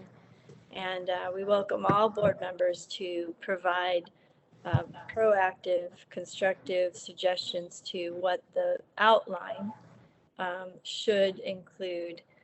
Again, this was an outgrowth of the committee meetings. If you feel that something that you shared in a committee meeting is not reflected in this outline, if you could highlight that for us specifically, Melanie, you did that. Thank you. That was much appreciated. Mr. Randolph, I know you have a lot of concerns about the entirety of this process, but if you have any specific suggestions for the outline, that would be helpful. And while you're thinking about that, we will move on with our comments to Chief Pridgeon. Thank you, Co-Chair. Just a question on the policy focused data analysis, and I see number 2, pretext policies and lessons learned. I assume that that would be the results of people who have leaned into different strategies to mitigate disparate outcomes to determine what the end result is. You know, essentially, is there less disparity, and is there any potential public safety impact because of policies that have changed? Is that what that particular section means? I'm assuming that's what it means, but I just wanted to be clear. Okay. And one thing that we discussed last year that I didn't see in the draft is we talked about, I think it was at the time, Co-Chair Raphael talked about the potential benefits of highlighting subtle incidents that at least has been described as public safety concerns, whether it be a taillight, registration, that could lead to public safety concerns and what the decision-making process is behind that. And I know we talked about potentially including that in a future report, and I didn't see that on the outline. And then the other thing is accountability. I'm really interested in what can be done to hold agencies accountable, because ultimately that is how we get change. You know, some of it might be policy, but at the end of the day, it's culture. And what accountability can the state have on agencies that aren't doing what they say they're going to do? And to just talk about the data collection, you know, some of the smaller agencies, granted, they're just providing the data this year, so we've got an opportunity to analyze it to see if that differs from some of the larger agencies. But at the end of the day, at some point, we've got to start holding agencies accountable. And what does that look like? And now it's probably too soon because there are agencies that are just starting RIPA. But after a period of time, if people have been doing it for 3-5 years, there's got to be an opportunity for us to hold them accountable for what they should be doing with respect to RIPA data entry, collection, and outcomes. That's all I have for now. Yeah, Thanks. thank you. Yeah, thank you, Chief Pridgeon. Folks, I'm really appreciating elevating the things that might have been missed. And so all of these things that have been shared are important for us to weave into the report. I wanted to make sure board members have a full opportunity to add their thoughts on the outline. Angela, you want to share your thoughts? Yes, thank you very much. So I just want to thank everybody and all the subcommittees because I think this really reflects a lot of thoughtfulness, and I want to thank the DOJ staff and kind of being able to corral all the information that, at least with respect to the subcommittees that I've been involved in, to be able to express it in this outline, which is kind of our launching off point. And, you know, to the extent that, you know, I am always, and I think all the board members are interested in really understanding the impact of our recommendations on law enforcement and on the public, you know, to the extent that we continue to learn about that in one way in our subcommittee meetings, especially to be able to invite you know, members that are members of the public or law enforcement that are impacted by these recommendations or potential recommendations to come to speak to us, so we can understand, you know, as reflected in this outline, you know, lessons learned, and there may be nuances to some of these issues that we need to think a little bit more deeply about, or that we may be overlooking. So I think that, you know, we're all open to that. And I think there's going to be throughout this year, a lot of opportunity to be able to do that. And I wanted to just touch upon the issue of policies and accountability in this outline. And I too think accountability at the end of the day is one of the essential keys to all of this. And my understanding and or my recollection too of our discussions about the issue of police unions and collective bargaining is for us as a board just to get a even better appreciation of understanding what the MOUs and collective bargaining agreements, what is the structure of those and how are they structured around and the impacts they may have on accountability, so we can understand to the extent that we do have recommendations, are there other issues that a law enforcement agency is going to have to address. There may be some limitations and in the way that accountability systems can be developed or changed because of collective bargaining. Maybe those are good barriers. Maybe there are barriers that we will recommend that agencies should think about altering. But that issue with respect to police unions and collective bargaining, in my mind, in our discussions, it seemed just very important for us just to get a better understanding about those, at least at a high level, and that may be something that we drill down a little more deeply. And I think that is, let me see, I'm just looking at these. Oh, I also wanted just to comment on the policy-focused data analysis on pretext. I'm really looking forward to our taking a deeper dive on that issue because I think that we teed that up, really well in this last report. But I just think there's a lot of additional work on this, what seems to me, and I think all of us, is a really important topic. So again, thank you to the subcommittees and the DOJ staff working on this. Okay, Lawanda. Yes, good morning again. Good afternoon again. I would like to ring in on what Chief Randolph said. I would like to go to the academy to witness the training. And that brings me into POST, because with POST, we're having a problem with the training. We want to see the training all the way through. And so we can actually see it being trained to law enforcement.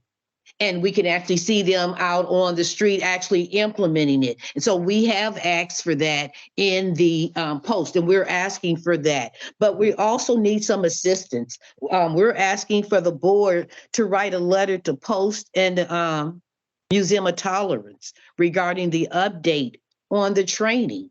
We haven't heard anything, and Pastor Kennedy's on there. Maybe he can ring in, but we haven't heard anything regarding this training that took place in 2022 and that we spoke about in 2021. That's what we're talking about, because we were under the impression that the training that POST was doing for RIPA was 20 years old.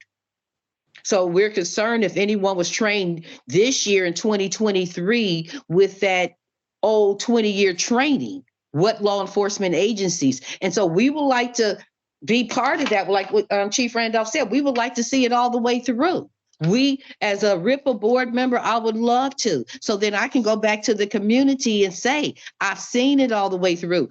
But without being able to do that, that creates problems. We also, under the POST, we like some letters written, not only to POST and the Museum of Tolerance, but to legislation, because we're under the impression that the only person that can teach these POST training is the Museum of Tolerance. And so we want some clarification in that. And we want to know if other people, there are other organizations like law enforcement organizations, why aren't they allowed to teach this? Can't they be subcontract under the Museum of Tolerance to allow them? Especially when we talk about 2023, when we're talking about inclusion, everyone being brought to the table, all voices being heard. Right. So we would like a letter. Go ahead, Lawanda. Is my time on? No. Okay. There's no time. Okay, so we would like a letter written to legislation to inquire if it, can someone else besides the Museum of Tolerance be able to teach this post class? Mm-hmm. Okay. Yeah, we would like to know. Okay. Well, thank you, everyone. This bringing up important points for us to consider, and DOJ staff is absorbing all of this as they continue to refine and develop the outline. Are there other board members who would like to chime in on the outline specifically?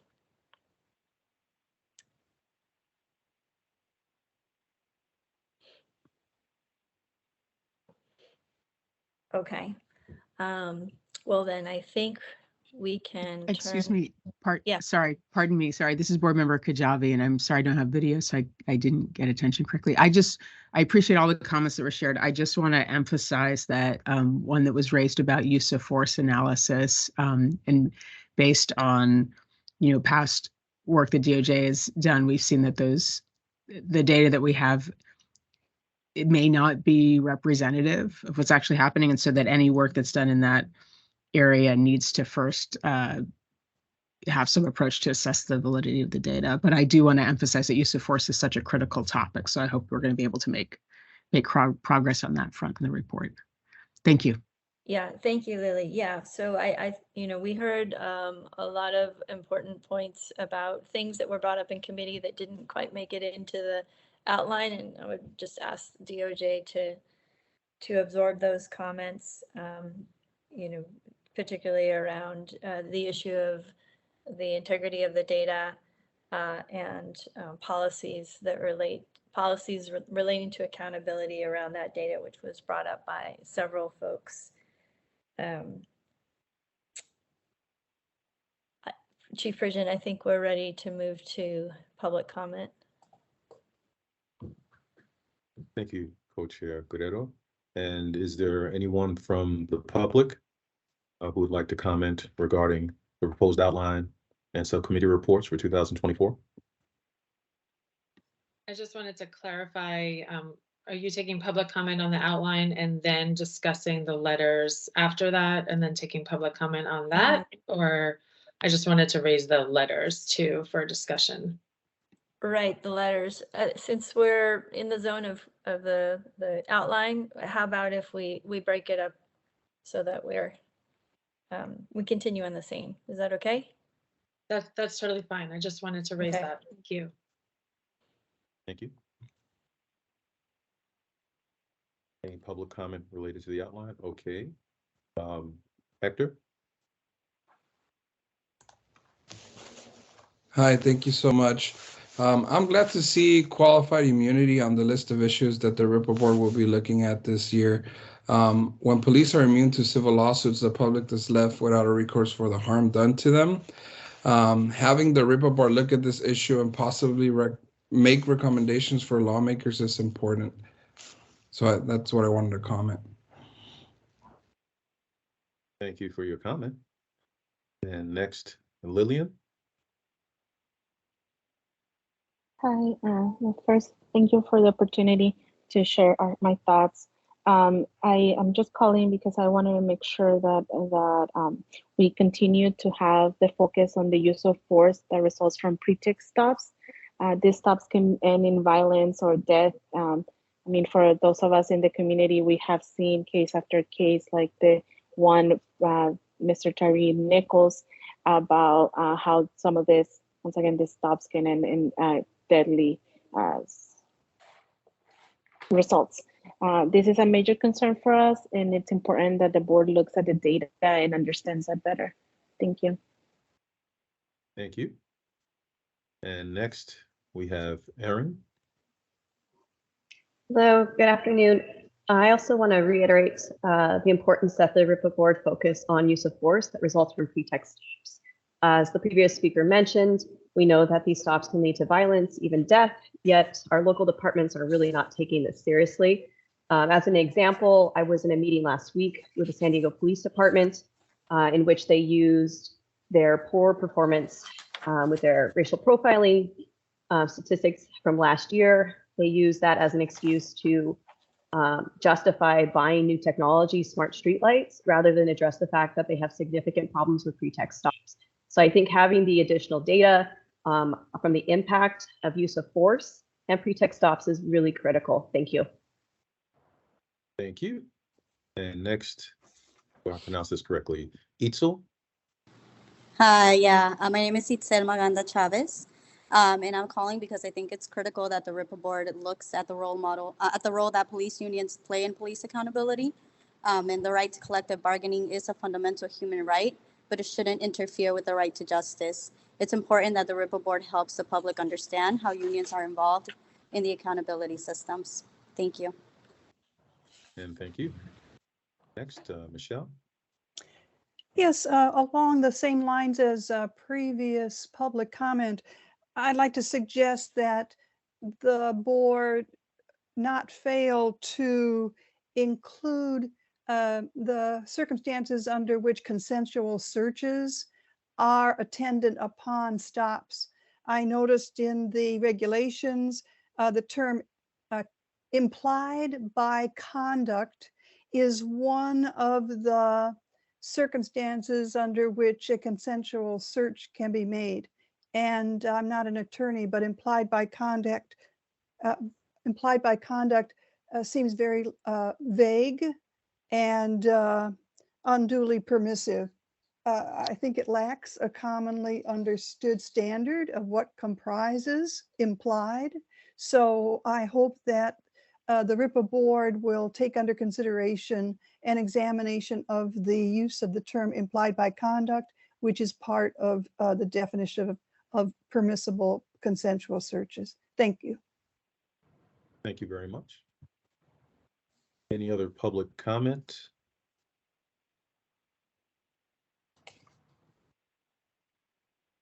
Okay, seeing none, I'll turn it back over to you, Co-Chair Guerrero. Okay, well, thank you to members of the public for those comments. We'll go now to the issue of the letters. There were 2 letters drafted by Department of Justice. One on consent searches, on 2 bills that are currently before the legislature. One on consent searches and one on traffic stops. Andrea, if I could Yeah. just make it very clear that the subcommittee directed the Department of Justice to draft these letters on behalf of the board, and they were then presented to the co-chairs for approval. Thank you. Yes, appreciate that.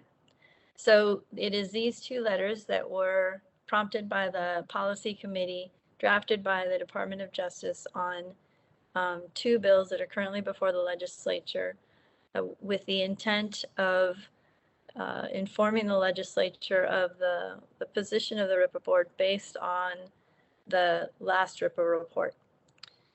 And so we can take these in turn, and we can start with the letter on SB 50, which is the one on consent. This has already been reviewed in concept by the policy committee, and we seek a vote to finalize that letter that would be signed by the co-chairs, the board co-chairs, and sent into the legislature. So give folks a moment to take a look at that letter, which is in the board materials. And DOJ staff, I don't know if we can post it up into the comments for folks to see.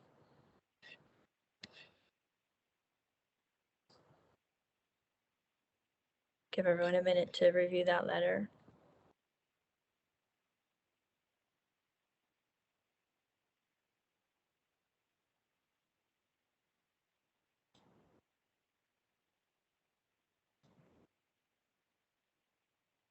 Sorry, I said SB 50, which is on traffic stops. So I conflated the 2 bills. So it's SB 50, letter that we're looking at right now on vehicle enforcement.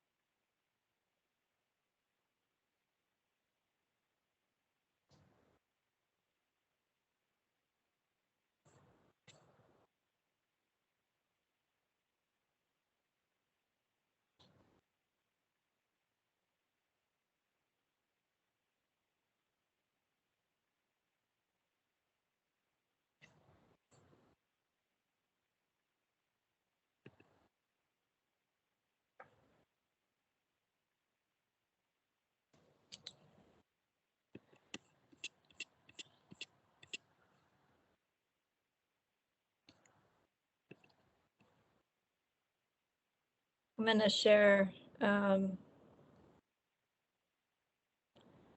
Is there a way to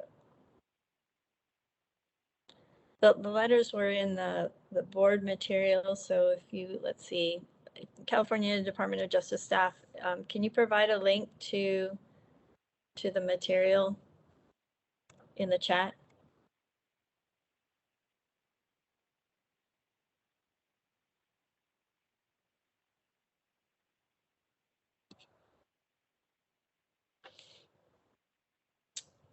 We can put it up on the screen, but we cannot provide a link. Okay. All right. I think I can do that, or actually perhaps it's best if you do that. Sure.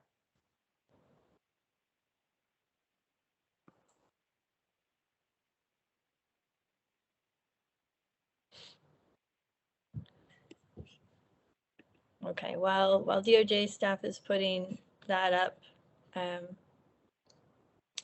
just walk through the contours of the letter. So the letter is addressed to Senator Bradford, and it writes in regard to Senate Bill 50 concerning pretextual stops in civilian traffic enforcement programs. The letter expresses support for the bill, but recommends that the bill be amended to address and incorporate the RIPA board's recommendations to eliminate pretext traffic stops and searches. And then it cites to the RIPA board report recommendations that were made along those lines. It cites to the material that was referenced in the report, including the President Biden's executive order that called for an ending to pretext stops.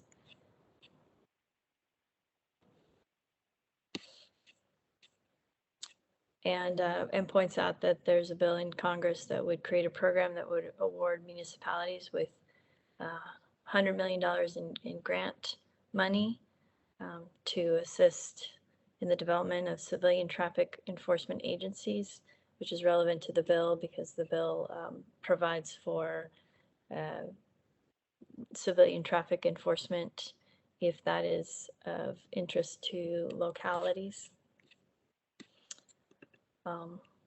See, we don't have the letter up on the screen.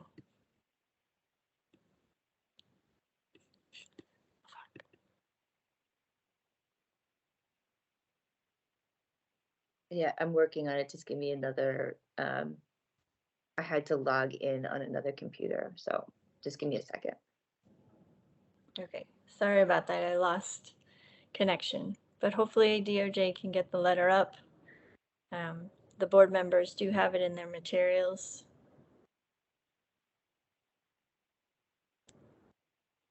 And just to reiterate that the letter is a restatement of the board recommendations in support of the bill, and suggesting that the bill be further amended to reflect the full range of recommendations in the board report. I see we have a hand up, so why don't we go to the board members while we're working to get this document up on our screen. Commissioner Dury. Oh, thank you. I'm opposed to sending the letter at this time, and I appreciate the opportunity to explain to my fellow board members why. First of all, I'm opposed to pretext stops. I don't think there's a place for justifying a means to the end. However, I think the language in the bill falls short of that. Pretext stops are not synonymous with equipment violations. They are not synonymous with low-level violations. In fact, many of these are safety issues for us. Many of these vehicle code violations are tied directly to federal motor vehicle safety standards. I'm sorry, can you still see me? Yes. Okay. Are tied to federal motor vehicle safety standards, and they're safety standards for a reason. I'll give you a couple examples. Having two headlights is a minimum standard on a vehicle. When you have one headlight, it reduces the ability for the driver to safely see hazards in the roadway. OTS, the California Department of OTS, put out a 46% increase in vulnerable road users, and they define those as pedestrians and bicyclists, and 46% increase in fatalities. As an officer that's worked traffic for a considerable amount of my career, I'll tell you, when you investigate one of those collisions where somebody has struck a pedestrian, they often say, I did not see them. I did not see them. So having one headlight is a safety issue. Having tinted windows is a safety issue. And if an officer is so inclined to go and do pretext stops, preventing other officers' ability to enforce these vehicle code stops does not solve the problem. And so for those reasons, I am not in favor in sending the letter at this time. I am all for working with the legislature and coming up with some thoughtful policy. I just think this has fallen short at this time. Thank you. You're referring to the bill, that the bill has fallen short. Yeah, I think it's fallen short in the language, and there's more work that needs to be done to prevent pretext stops. I don't know that this does it, and this is going to have a lot of unintended consequences.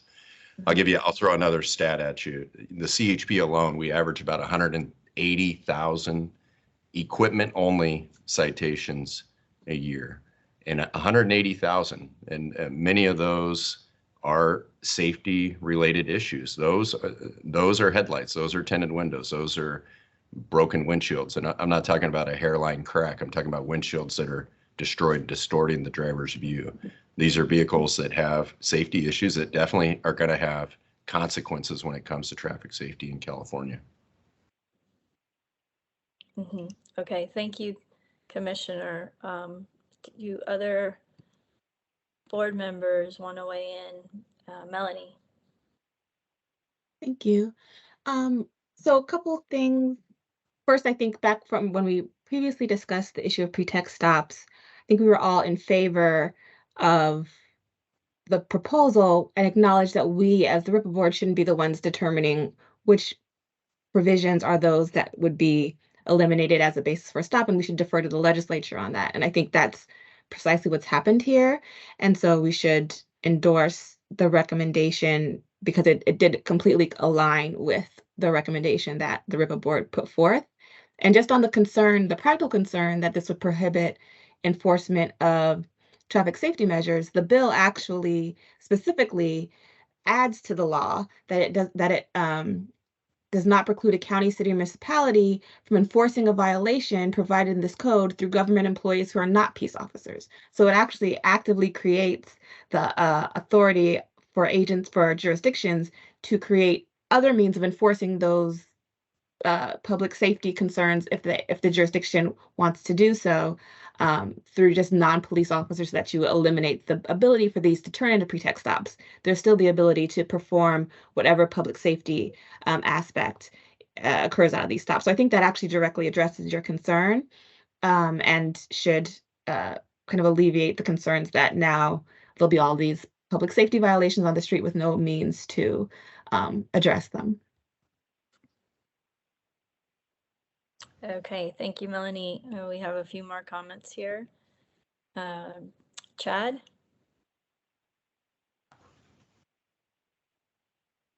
Thank you. Well, this probably wasn't the greatest meeting to have my first meeting at and then start commenting, but I will say that I have to agree with the commissioner. I am completely against supporting this. Regardless of our biases and agendas and employment or whatever it is you have that you bring to this, we can't lose sight of common sense. And a month ago, I had to sit at a funeral for a deputy that was shot in the head as he approached a vehicle that had expired registration. So when we sit and say, oh, look at this great out that we have, we can let non-government officials, just regular citizens, go up and conduct enforcement stops and cite people for their violations. Do any of you citizens in here want to volunteer to be shot in the head as you approach a criminal that wants no part of anyone stopping him or whatever the case is? This bill is completely flawed. It is completely off mark, and it is the unintended consequences of actually being able to conduct law enforcement. It personally is the intent of the bill, but we certainly cannot, as a board, a RIPA board, draft a letter in support of a bill that is just completely flawed in its existence. Angela, you want to add to the comments here? Yes, thank you. In listening to this discussion, what I'm wondering is there a compromise approach here? Because as in thinking about this in the subcommittee meetings, my thinking was it was important for the legislature to be aware of our recommendations that touch upon the issues that this bill is addressing. And is there a way to provide, a letter, and not necessarily supportive of this particular bill, but that to the extent that it incorporates our recommendations that we did make as a board, that we thought it would be valuable for the members of the legislature to look at that as this bill may be going through modifications and thought and discussion. Mm-hmm. So what I hear you suggesting is in response to your fellow board members posing the question of whether it would be appropriate to send in a letter that does not state a position of support, but rather elevates the recommendations and information out of the RIPA board report. Is that what I hear you saying? Yes. Okay. Yeah. All right. Thank you. Yes. Welcome. Any thoughts on that suggestion, Commissioner Dury? I'm sorry, I don't have anything on that suggestion. I'm not opposed. I just wanted to speak to Ms. Ochoa made a point that the bill allowed for local municipalities to hire alternatives to do traffic enforcement. And so when it says local, that doesn't apply to the highway patrol. So the highway patrol would be prohibited. There is an exception in there for commercial violations. We have a big commercial enforcement program, but the majority of those 180,000 a year safety violations that I mentioned, the highway patrol will be prohibited under the current language of the law. Mm-hmm. At least the way I read it. Mm-hmm. Okay. Thank you, Melanie. And just responding to Angela's suggestion, I think if we cannot get to a point where we have a majority of folks willing to support the recommendation on record, I think that's a fine alternative. But I do think that we should first strive to vote to see if folks want to go on record as supporting, because I think having the RIPA body that has made this recommendation that the legislature decided to act on actually have a letter in support would help actually move this bill forward. And if we actually care about it succeeding, rather than just the legislature knowing what we think about things, then I think it's crucial that we put on record that we support, so that it will be incorporated into the committee reports, which is what the majority of the legislature will actually see, not the letter detailing the things that we agree with. Thank you. Chief Pridgen. Thank you, Co-Chair. So we're talking about pretext stops, but in the recommendation from the RIPA board, it specifically states the board recommends that the legislature evaluate moving to a probable cause standard for stops that the RIPA data shows have a statistically significant disparate outcome with little benefit to public safety. And then at a subsequent meeting, we stated that, well, since most agencies already have a probable cause standard for pulling people over, and I believe it was Commissioner Ray who stated that, we said as a board, we are comfortable suggesting to the legislature that the probable cause standard be used for stops, which is not what SB 50 has. Correct. Right. Yes, I don't know if there's more you want to say. No, that's it. And just that I appreciate the dialogue and the discussion, and we all are trying to arrive at the same point where we mitigate disparate outcomes without impacting public safety. And I think what we're looking to do in this current board or this current report, where we're looking at best practices, people have already implemented more or curtailed pretextual stops. We've got a state, the entire state of Virginia has done that. San Francisco has done that. Some other cities have done that. Are there any ancillary consequences as a result, or what are the benefits? Have they truly reduced the disparate outcomes that we see in the RIPA data? And we also have a number of agencies that are just coming online, smaller agencies that are reporting data for the first time. I think it would be in our best interest to do our due diligence over the course of this next year, evaluate the data we get from smaller agencies that might be different than what we're getting from San Francisco and CHP and some others. And then in the meantime, evaluate these best practices to see how we can better incorporate them into legislation that will not potentially impact public safety, but at the same time, reduce disparate outcomes. Okay. I see, Chad, you had your hand up. Yes, thank you. I just want to add, as I'm listening and learning and reading everyone's bios and everything else, I'm glad I heard comments from Board Member Randolph, and also I can't remember which board member made the comment. It might have been LaWanda. Anyway, it is apparent to me, listening to some of the comments that were said, that even some of the board members aren't quite exactly sure about what we're even voting on. And when I say that, I mean, if you don't actually have any working knowledge of how a traffic stop works, or why traffic stops are conducted, or how one leads from one thing into the other, you cannot make an educated decision or really a valid decision and support something based on what someone else has told you, because that someone else has an agenda. And if you're only listening to that other agenda and you do not have firsthand knowledge or independent knowledge of the opposite side, we are nothing but a biased board doing exactly what we're supposed to be preventing in something else. Yeah. And so go ahead.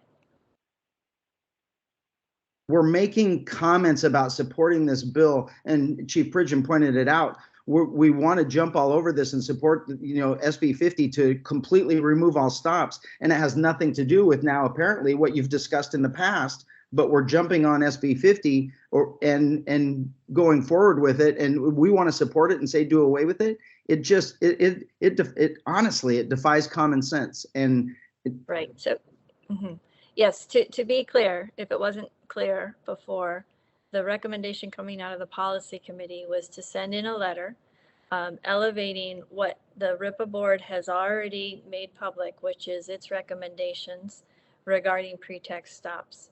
And so what we've heard is arguments for doing that, arguments against doing that, and a modified proposal, which is to not put a letter in support or opposition, but rather to put a letter in that just restates the recommendations without taking a position. And so in the interest of time, I think I'd like to move on to the second letter, invite public comment, and then invite motions, any motions. I see Manju, did you have a comment on this proposal? That's fine. I actually wanted to put forth a motion. So if we, when we come to that time, Yeah, I would like to okay. do that. All right. If you could hold that so that we could get to the other letter and then take public comment and then we can take action. All right. So DOJ staff, if you could take this letter down and put the other letter up, and the second letter is a letter in support of Assembly Bill 93,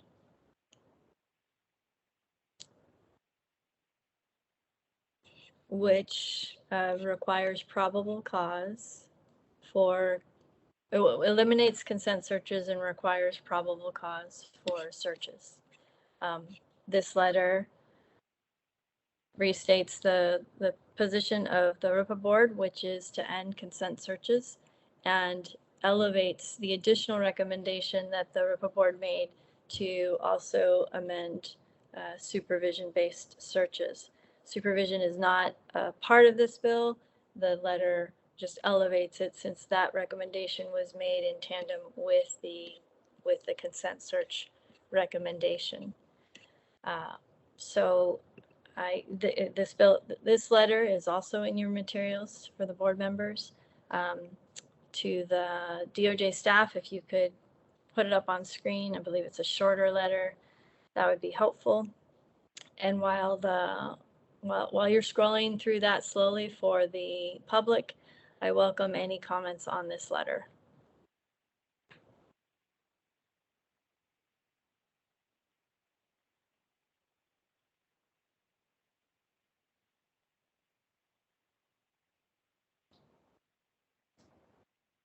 I'll give you a few minutes to review the letter.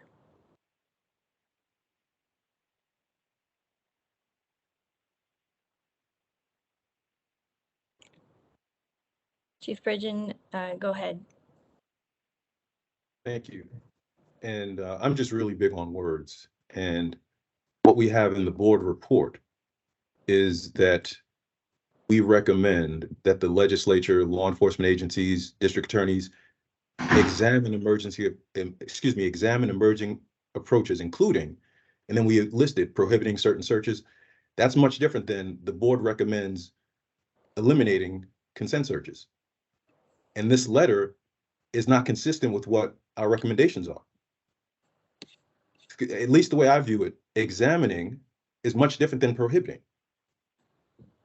And our letters say we recommend that these people examine so on and so forth, which is what is the utility, what is the effectiveness, what are the ups and downs, what are the, and that's not what, go ahead. Yeah, the letter, the board report does recommend, and it's quoted, the recommendation is quoted in the letter. The recommendation was, and this is straight out of the board report, prohibiting certain searches, such as consent searches or supervision searches, and instead requiring probable cause for any search. That was the recommendation that the board made in its last report. Yes, and so let me give it in context. I'll read the entire portion because that's just a sentence. But what precedes it is The board encourages, I'll read the entire thing. The board encourages stakeholders to create data-driven policies to improve public safety and develop innovative ways to address racial and identity profiling through eliminating pretextual stops, specifically regarding high discretion pretext stops and searches, which are vulnerable to bias. The board calls on the legislature, law enforcement agencies, and local district attorneys to examine emerging approaches, including identifying and taking action, prohibiting certain, so on and so forth. So again, maybe it's just the way I read it, but it sounds like we're suggesting that they evaluate emerging approaches that specifically relate to reducing, prohibiting stops. But maybe it's just the way I read it. So, but thank you for giving me that time.